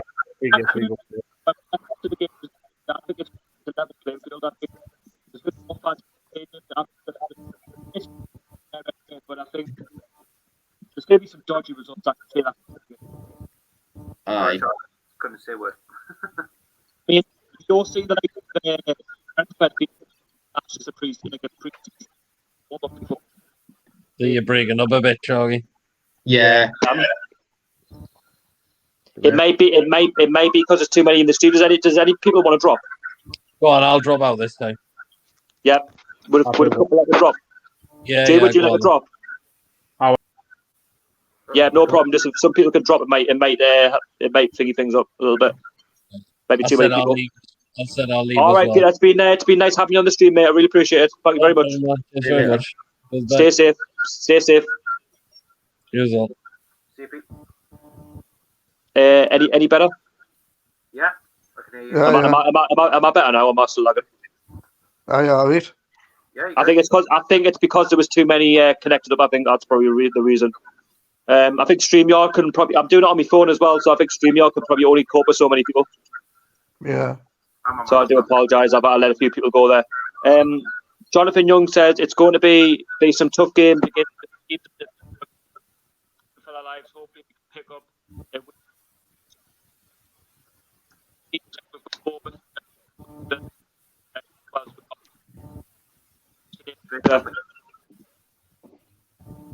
Should I try reading it out? Should I try reading it out if it's any better for people to hear? Can you hear me? Can now, yeah. Yeah, I can hear you. Yeah. Right, right. Okay, so Jonathan Young says it's going to be some tough games in the next. Obviously, with the team 7 partner, we've got Go on again. Yeah. Especially away to Watford and Brighton if they're still in the relegation scrap by the time we play them. I know we've got to go Bournemouth, Colts, West Ham.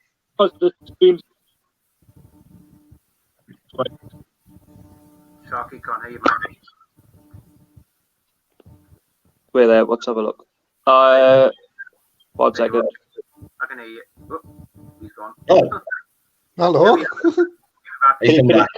Can you hear us? Hello. Yep. Yes. Am I live? Am I here? Yes. I'm not cutting out. Am I good? Okay, good.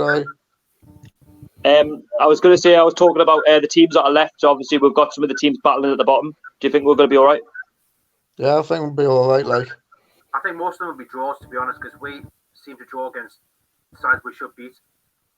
And the only teams I can see us beating is, I think, Villa, because they're weak, and West Ham, because we've got a good record against them, especially St James's.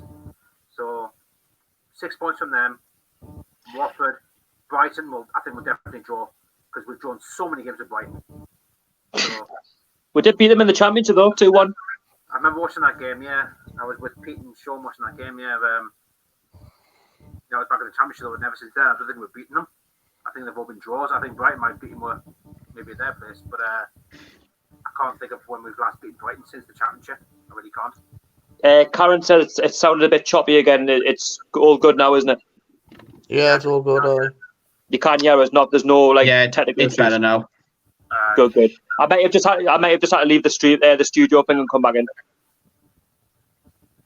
Right. So Robert Angus says, do you think Liverpool will win the league on Wednesday? Do they have to win and Man City have to lose, yeah? Yeah, that's correct. No. I think Man City will beat Arsenal. Yeah, I do. I think he might mean the Wednesday the 24th when they play Crystal Palace, which is the date I've got them down to win it. Let's be honest with you. Liverpool have won the league. I think they'll beat Everton and then Yeah, beat Liverpool's Palace. won it, like. Liverpool won the league in October. It was done a long time ago. Yeah, but if my prediction's correct, it means they'll win the league against Roy Hodgson, That'd be which funny. they'll obviously love. The one who nearly got them relegated. Well, he was trying. Pretty much fucked England up as well. Right. Oh, I would love to see them. Karen Davison has just done an update on that and said, it's all good now, Pet. Yeah, thanks. I just want to know, I don't know if it was me or what, StreamYard. Oh, my God. Everything was going so well until I had about 7 or 8 people in, and all of a sudden, there we go, I'm gone. Can't trust technology, man. I hate I love technology, but I hate it at the best of times. Jonathan Greenwood from Newcastle Fans TV. Who's going down? Who's getting relegated? Norwich. So, If you say Newcastle, you're going straight out the stream. Norwich, Villa, and possibly Bournemouth. I agree with Archer. I'd say Norwich, Villa, and Bournemouth. I think. I'm the same as well. Do you know what it is? I think Brighton may get dragged into it. You know. Yeah, I agree. I think Bournemouth might stay up. I don't know why. One thing I have to mention as well, I think loads of Newcastle fans at the beginning of the season were saying, "Oh, we want Brighton to go down because they sacked Chris Hughton," and you know how much the Newcastle fans love Chris Hughton. I'd say I don't really have anything negative towards Brighton or anything like that. I know we had them obviously in the Championship, we had like a little bit of a rivalry for the title, but I've never really had anything towards bad against Brighton personally. No, you can't deny how much the Newcastle fans love Chris Hughton as well. He was a good manager for us, and he's a good manager. I think it's difficult. I think Bournemouth. I don't know what it is. I just think Eddie Howe might keep up. You can't deny Eddie Howe is a good manager. Bournemouth have got a good squad, but just results haven't gone their way. Yeah, I think with what's been going on, they can analyse. You know what's been happening. Yeah, I've still gone with but yeah, I think Villa. I know there's a lot of people saying they could stay up with the game in hand, but but some of the fixtures, I think we've got to play Man United, Arsenal, Chelsea. But you got to remember that might work out in their favour though. Like if some places have already been sewn up. Right here, I've got Aston Villa's fixtures up right now. So we've got Sheffield United, Chelsea, Newcastle, Wolves. Hang on, just load it. All the rest of them up. So Wolves. Liverpool, Man United, Palace, Everton, and Arsenal. Wow. And West Ham, actually. So That's what I'm saying. I don't know, like with the way the league's been going at the minute. I mean, the way that's been stopped and it's going to restart again. I think Bournemouth have got a chance. I mean, I've seen tougher fixtures for other clubs in the relegation zone in the battle. It's like Wigan, for example, they've done it a few times. I'm going to have a look at the other fixtures because Bournemouth, Watford, and West Ham, they're all on 27 points. Yeah, I think Bournemouth are the most experienced out of the lot. Well, you could say West Ham as well, but I think Bournemouth got a chance. Right, here are Bournemouth's fixtures. So they've got Palace, Wolves, Newcastle, Man United, Spurs, Leicester, Man City, Southampton, and Everton. I think there's points there for them to be won. I really do. Did you mention they've got Man United? Yes. Who's West Ham's remaining 9 games? I'm going to go. Where in there? I'm going to go Watford next. So I've got it on. You've got to play all these 4 teams. That's what I'm saying. So Watford, they've got Leicester, Burnley, Southampton, Chelsea, Norwich, Newcastle, West Ham, Man City, and Arsenal. I think West Ham will get out of it. I don't know why. I think they'll get out of it. I think they will as well. They've got enough experience in there to sort themselves out. They should. That's who I'm going to next. West Ham. Yeah. And plus, don't forget that I've got David Moyes. Yeah, that's true. But I think with that squad, though, like to Felipe Anderson and that, I think there's no excuse to why they should be where they are in the league. I'm sorry. Exactly. But then again, though, playing at that Olympic Stadium every weekend, that's got to be a put-off. So West Ham, they've got Wolves, Tottenham, Chelsea, Newcastle, Burnley, Norwich, Watford, Man United, and Villa. So pretty much what West Ham and Villa, the last game of the season, could be a relegation scrap, I think. Exactly. Oh. Personally, I reckon I'm going to go with, I'm going to say it's going to be Norwich bottom, I say Villa 19th, and I'm going to say bloody hell, it's 18th place. That does it for me. I'm still undecided. It's so tight. Right now, looking at the table, it's definitely the bottom 5. So Norwich, Villa, Bournemouth, Watford, and West Ham. You mean there's 6 points in between the 5 teams, and then you got Brighton, Southampton, and Newcastle just above. I reckon obviously I think we've got a bit of a gap there, but I think I've always said Watford will stay up, even though when they were at the bottom and that everyone was backing against them. I think they'll be all right. Troy Deeney's firing on all cylinders. I think they're good. If I remember, before Christmas, they played Man City. I think like 5-0 down within 20 minutes. Do you remember? Yeah, that's what I'm saying. They've turned it around since then, though. They've been winning, but they beat Liverpool en route. I was going to say they did beat Liverpool, yeah. Yeah. They put everything so quickly. I'll put Watford to stay up. I think they will be. Yeah. Oh, man, this is a tough one. I think they'll beat us at their place. Let's have a look at Brighton, shall we? So Brighton, they've got Arsenal, Leicester, Man United, Norwich, Liverpool, Man City, Southampton, Newcastle, and Burnley. That's Brighton's fixtures. I've got a good feeling it's going to be Brighton, you know. Could easily be them because they haven't got a game this year. For their fixtures, I do. I mean, yeah, Southampton, Burnley, I think they've got a chance. But then again, even Burnley are no mugs. Burnley are on 39 points. Yeah. Burnley are no mugs to anybody. I mean, they're not the most decorative club or they play the best football, but they're no mugs. Southampton at the minute, Ralph Hasenhuttl just been given a new contract as well. So they could be building for the future. You know, Southampton have been building a bit of form, apart from the last defeat against us, but they were building something, weren't they? Yeah. That relegation zone's tight. Looking at between 5th and 11th place, there's only 6 points in between. So you got Man United 45, Wolves 43, Sheffield United 43, Spurs 41, Arsenal 40, and Burnley and Palace 39. So, it's tight, isn't it? It's tight everywhere. If Newcastle start getting a run going, I mean, we could make it interesting. Not saying we're going to get like top 7 now, but we could keep it interesting. Everton are on 37 and Newcastle on 35, so it's possible. It's not impossible. It's definitely not impossible. What's your top 4? Well, in my opinion, go on, Lords. All right, top Liverpool, then Man City, then Leicester, then Chelsea, and then Man United will get the place. Say it again, Lawrence. Say it again. Liverpool top, obviously. Then Man City, then Leicester, then Chelsea, and if Man City's ban gets upheld, then Man United will get the Champions League spot. Archer, what about you? Liverpool, Liverpool, Man City, Leicester, and potentially Chelsea. But obviously, with this, with Man City's situation, I'll think Man United will have it. Man United got a chance. They got an outside chance, I would say. What about you, Dan? Yeah, I think obviously Liverpool are going to win the title. Man City will be second. Leicester third because they've been brilliant. And then I think Frank Lampard's done a good job. I think Chelsea will finish fourth. I'm going to take a big gamble here. I think Man U will fuck up, and I think Wolves will finish above them. Talking of messing up, though, Dan, they were saying that Leicester might mess up as well. They might end up losing that because they've been on a bit of a dodgy run. I think Leicester will be okay. I think they might have enough. I think Leicester will be fine. I think Wolves will finish above Man U because they've got such a great side and they've got a good manager. Bruno Fernandes has been fantastic for Man United, though. He has, but did you not see that Man U lost to West Brom yesterday in a friendly? Did they score? Wow. Bruno Fernandes and Paul Pogba both played together, and Man U still lost. Wow. Score? 2-1 to West Brom. Who scored for West Brom? I actually don't know, but I've seen it on Facebook that West Brom beat Man U. Tottenham got beat off Norwich. Aye. I'm pretty sure.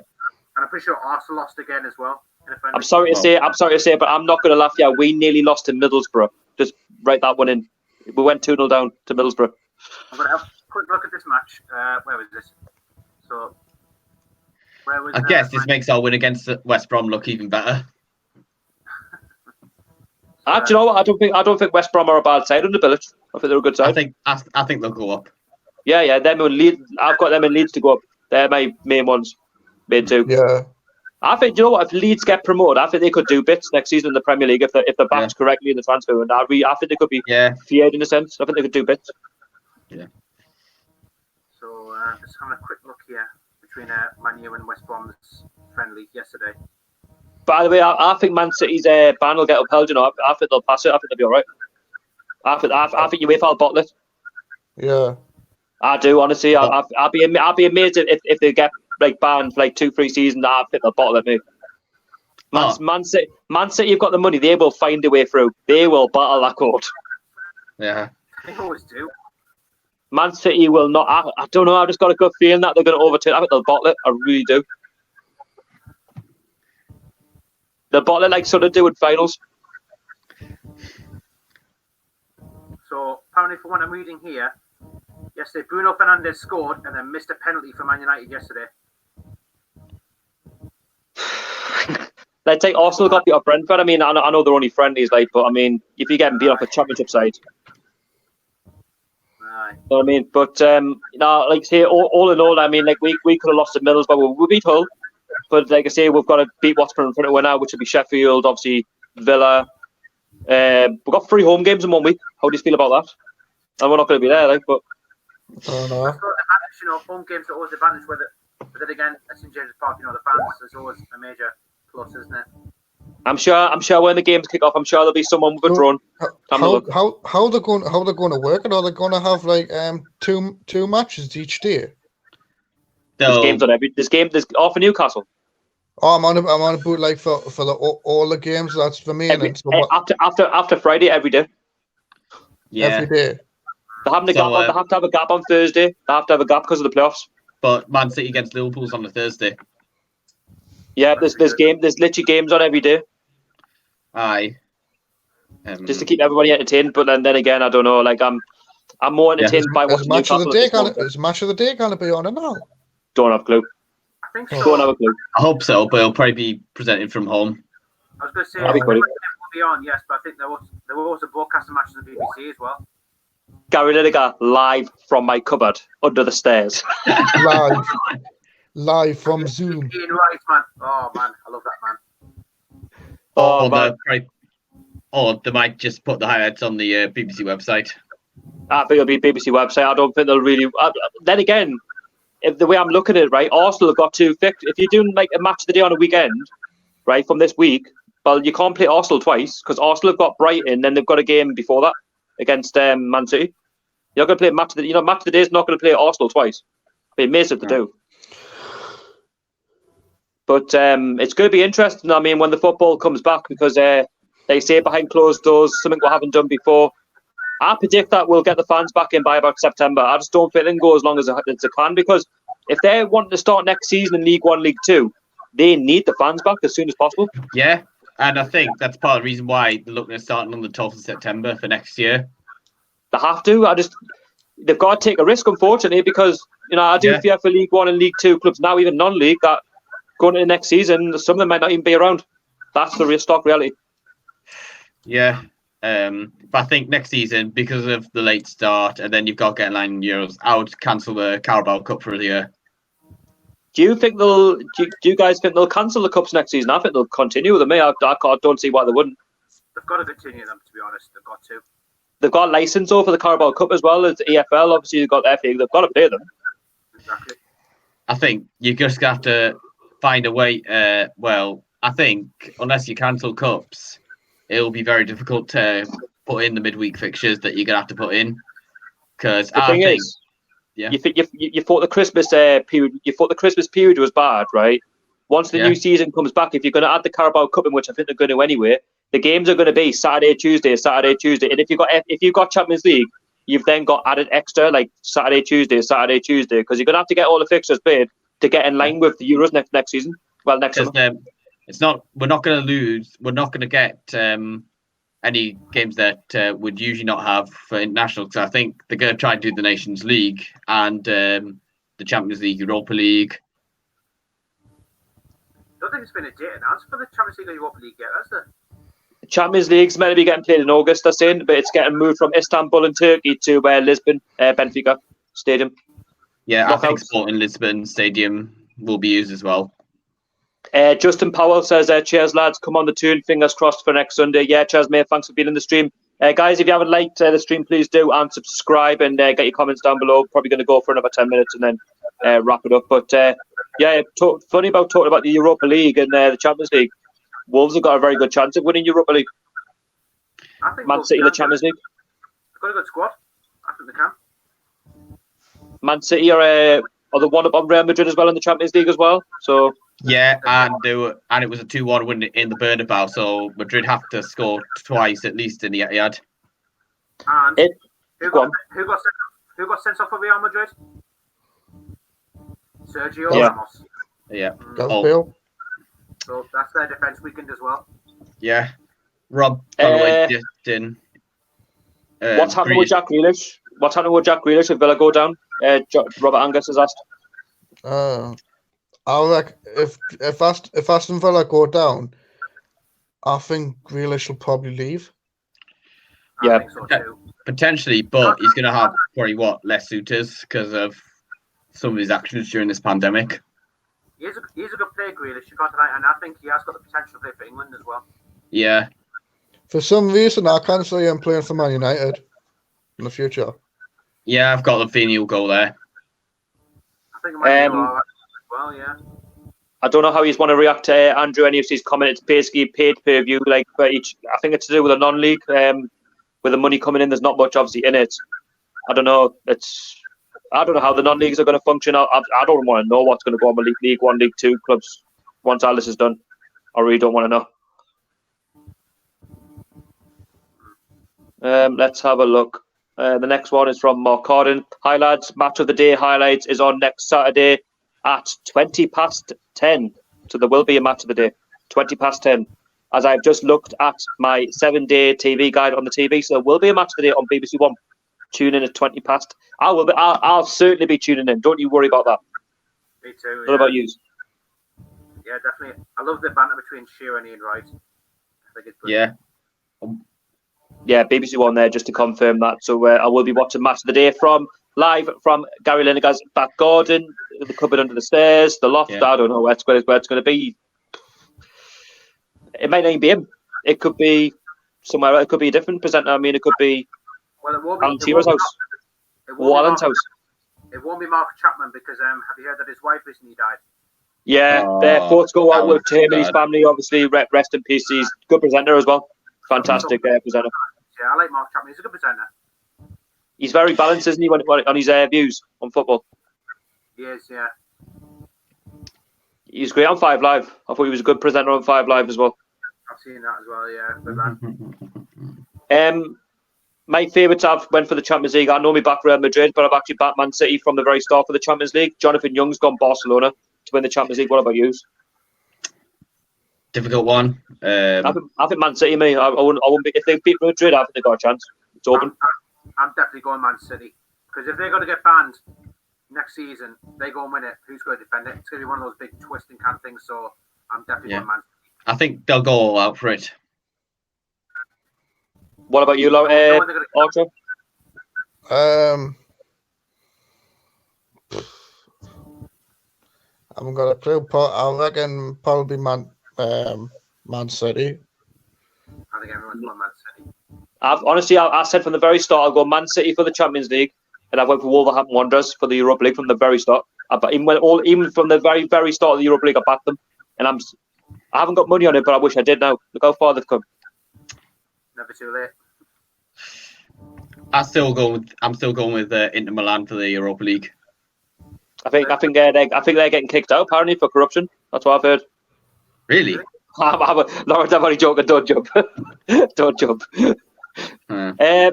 Obviously, we're linked with Timo Werner. You know, we had a couple of questions on what player would you like to sign if the takeover went through. Timo Werner was one of them. He's actually going to Chelsea. Do you think it'd be a good move for him? Yeah. Yeah, I think it'd be a good move for him if he got to Chelsea. But I know he's been linked with Liverpool since the start, like, isn't he? He was linked with Liverpool, but Chelsea wanted him. I think that's hazard money, you know, that they've been, keeping a hold of since they've had the transfer embargo. Yeah. Plus, the thing is, Liverpool have already got the likes of Firmino and Origi. I don't think they need Varane, so I think it is a good move for them to go to Chelsea. Well, the big strikers they've got is Tammy Abraham and Mason. They've got Mason Mount in the midfield, but he's not really a natural, I wouldn't say natural scorer. So I think it is a good move for Varane to go to Chelsea, definitely. Tell you what, mate, talking of Liverpool fans, they're not happy about the news of Timo Werner going to Chelsea. They sent FSG out, which, how can they complain about FSG when they're about to win the Premier League, they've won the Champions League, what more do they want? They've already got a bit for Firmino, he's a good finisher. But the thing is, 75. I'm sorry to say, they're complaining, right, about Timo Werner, right?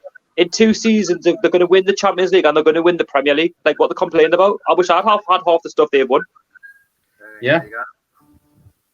Silly, mate. Honestly, I'm not happy he's going to Chelsea. I think he would have done better at Newcastle, but that's just my personal opinion. Obviously.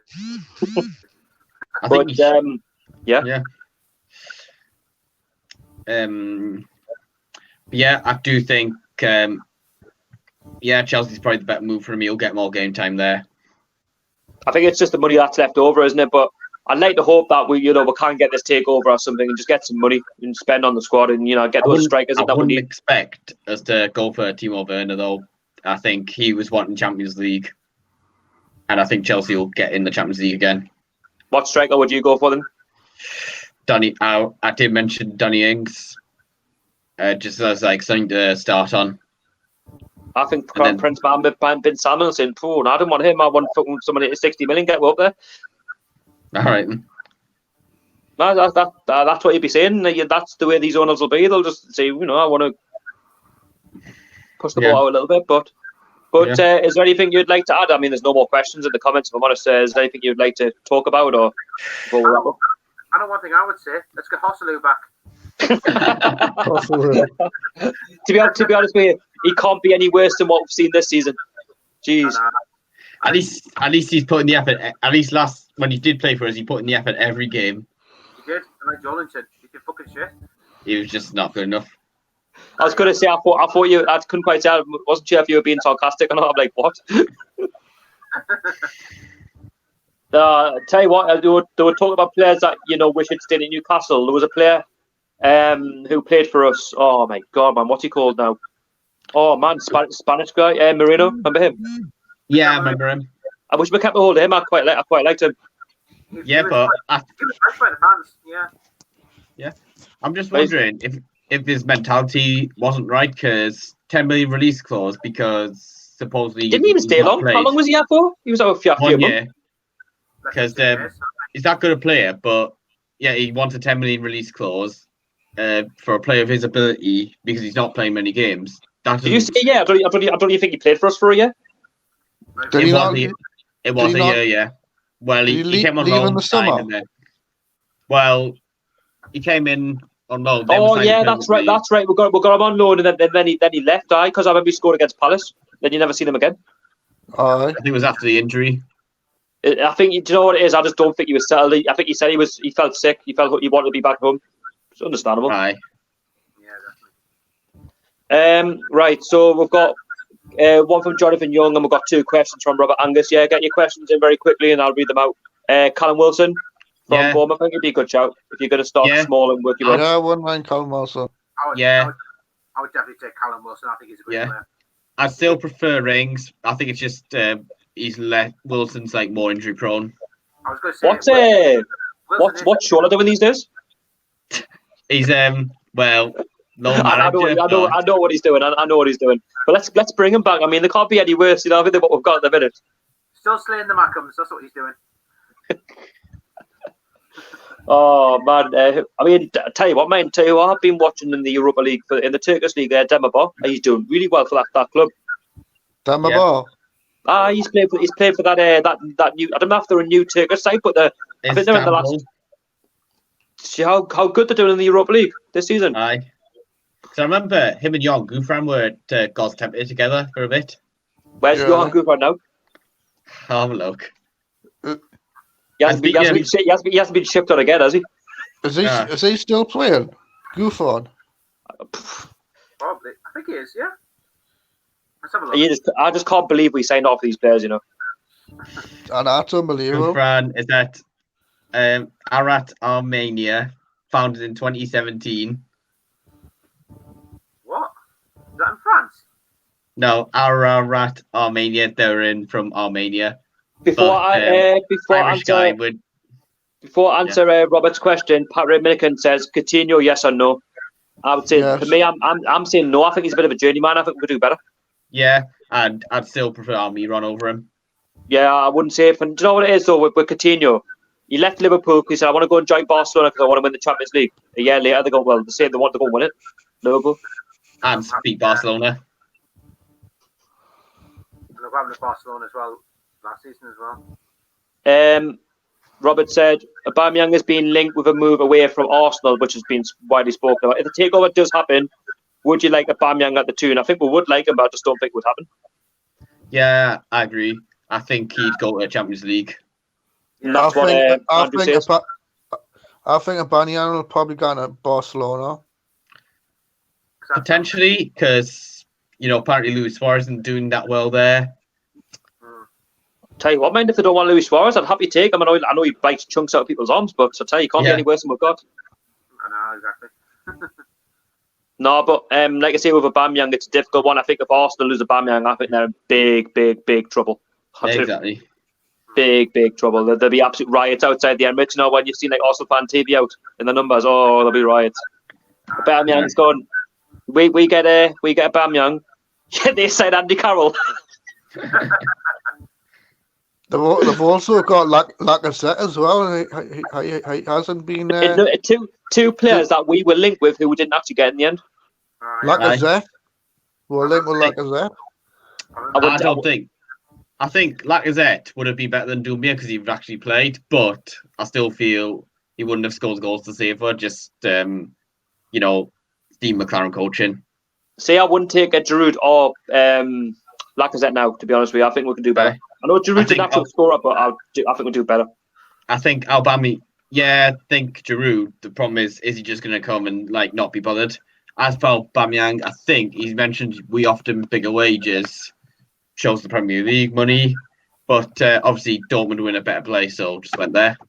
Before we properly slate Joelinton, Gouffran, he did actually play better under Rafa Benitez in the Championship. That was his level. Yeah, I just think we'll just put him out wide, convert him into a winger, and that's what messed things up. Yeah, very, very true. And I think this may be the last question from Robert, I believe. Can Pogba and Fernandes play together at Man United? Difficult one to answer, really, because I've not seen them both play. Yeah, no. But maybe if they kind of play together in the midfield, maybe he's more than in number 10. I heard Pogba wanted to leave. That's the last thing I heard. Yeah, I mean, he's always going on about wanting to leave. Do you know what it is? The two funny characters, both Balotelli and what's his face, Pogba. They're both like sort of moaned on. They get so angry over nothing. Yeah. So we've been into a Balotelli in the past. He's actually not got a club. Yeah, I'm glad we haven't. I didn't want him when we were linked with him. Well, Balotelli he hasn't got a club at the minute. He could 2015 we were linked with him. Yeah, Mitrovic didn't have a great first. Yeah, Mitrovic wasn't great, but I still preferred him over Balotelli. Was it last he's got year one we more linked with question. him? What do you say? See, you know what? I wasn't a massive fan of Mitrovic, to be fair, when he played for us. Yeah. And that's not like nothing against him. I think he's got good ability. I just don't think he's really Premier League quality. I think that got proved with Fulham. You could argue to say Fulham actually had a good side. Oh, sorry, that they had Premier League money. They had a decent side. Well, not really, because they struggled, and that had Ranieri at one point as a manager, and they still struggled. Yeah. I know, fair enough. The whole squad could have done more, but listen. I mean, we got rid of. We had him in the Championship with us, and I don't think he was fantastic. And then Rafa didn't really give him much game time. He ended up going to Fulham. He did all right. You got them promoted, and then he signed that contract. He was, at the end of the day, he's a lot better in the Championship. No wonder he's the Championship's top goal scorer. He's not, for me. He can't do it in the Premier League, but he needs better players around him. I just don't think he was what it was for Newcastle. Couldn't fault his passion, by the way. Yeah. I just think Mitrovic had ability, but I think when we signed him, I think he was a bit stroppy at times. Didn't really put himself about as much as I would have thought he would have done. I think he was a little bit hot-headed, wasn't he? Aye. The lad had bags of ability. I just don't think he was really what we wanted. Some fans didn't actually agree that I didn't like Mitrovic. They think I didn't like the guy. No, I like the guy as a person. As a footballer for Newcastle, I just don't think he really cut the mustard, really, unfortunately. Last one. This is going to be the last one, I believe, from Robert Angus. Rumours a few months back saying that David Santon hints that he wants to come back. Would you have him back? Yeah, why not? Yeah, but yeah. Why not? I don't think he was bad. I thought he was quite good actually on the party, from being honest. Yeah, I personally preferred him on. I would have preferred him on the wing rather than as at left back. Remember Young Gambiwa? Remember him? Oh, Aye. He was. Oh, he didn't even last long, did he? Might have fallen on French team at one point. I'm on the party. French Revolution. Yeah. I don't think Santon was a bad player. He was young. He was talented. Yeah, I tell you what, man. Could he? Oh, just it was just mad to think about French Day. That was good times. Anyway, I think that's the last question. I think we're going to wrap things up. Is there anything else, guys, you would like to talk about? Anything you'd like to say, or is that it? No, not really. I'm good. Okay, well, guys, Lawrence, you got anything else to say? You want to say? Not really. Right, guys. Well, I'd be nice enough to say. Well, I'm going to end the stream, so it'd be nice having you on. Thank you very much. See you tomorrow. Yes, I'll see you tomorrow for the quiz. What you all doing? Take it easy. Cheers. See ya.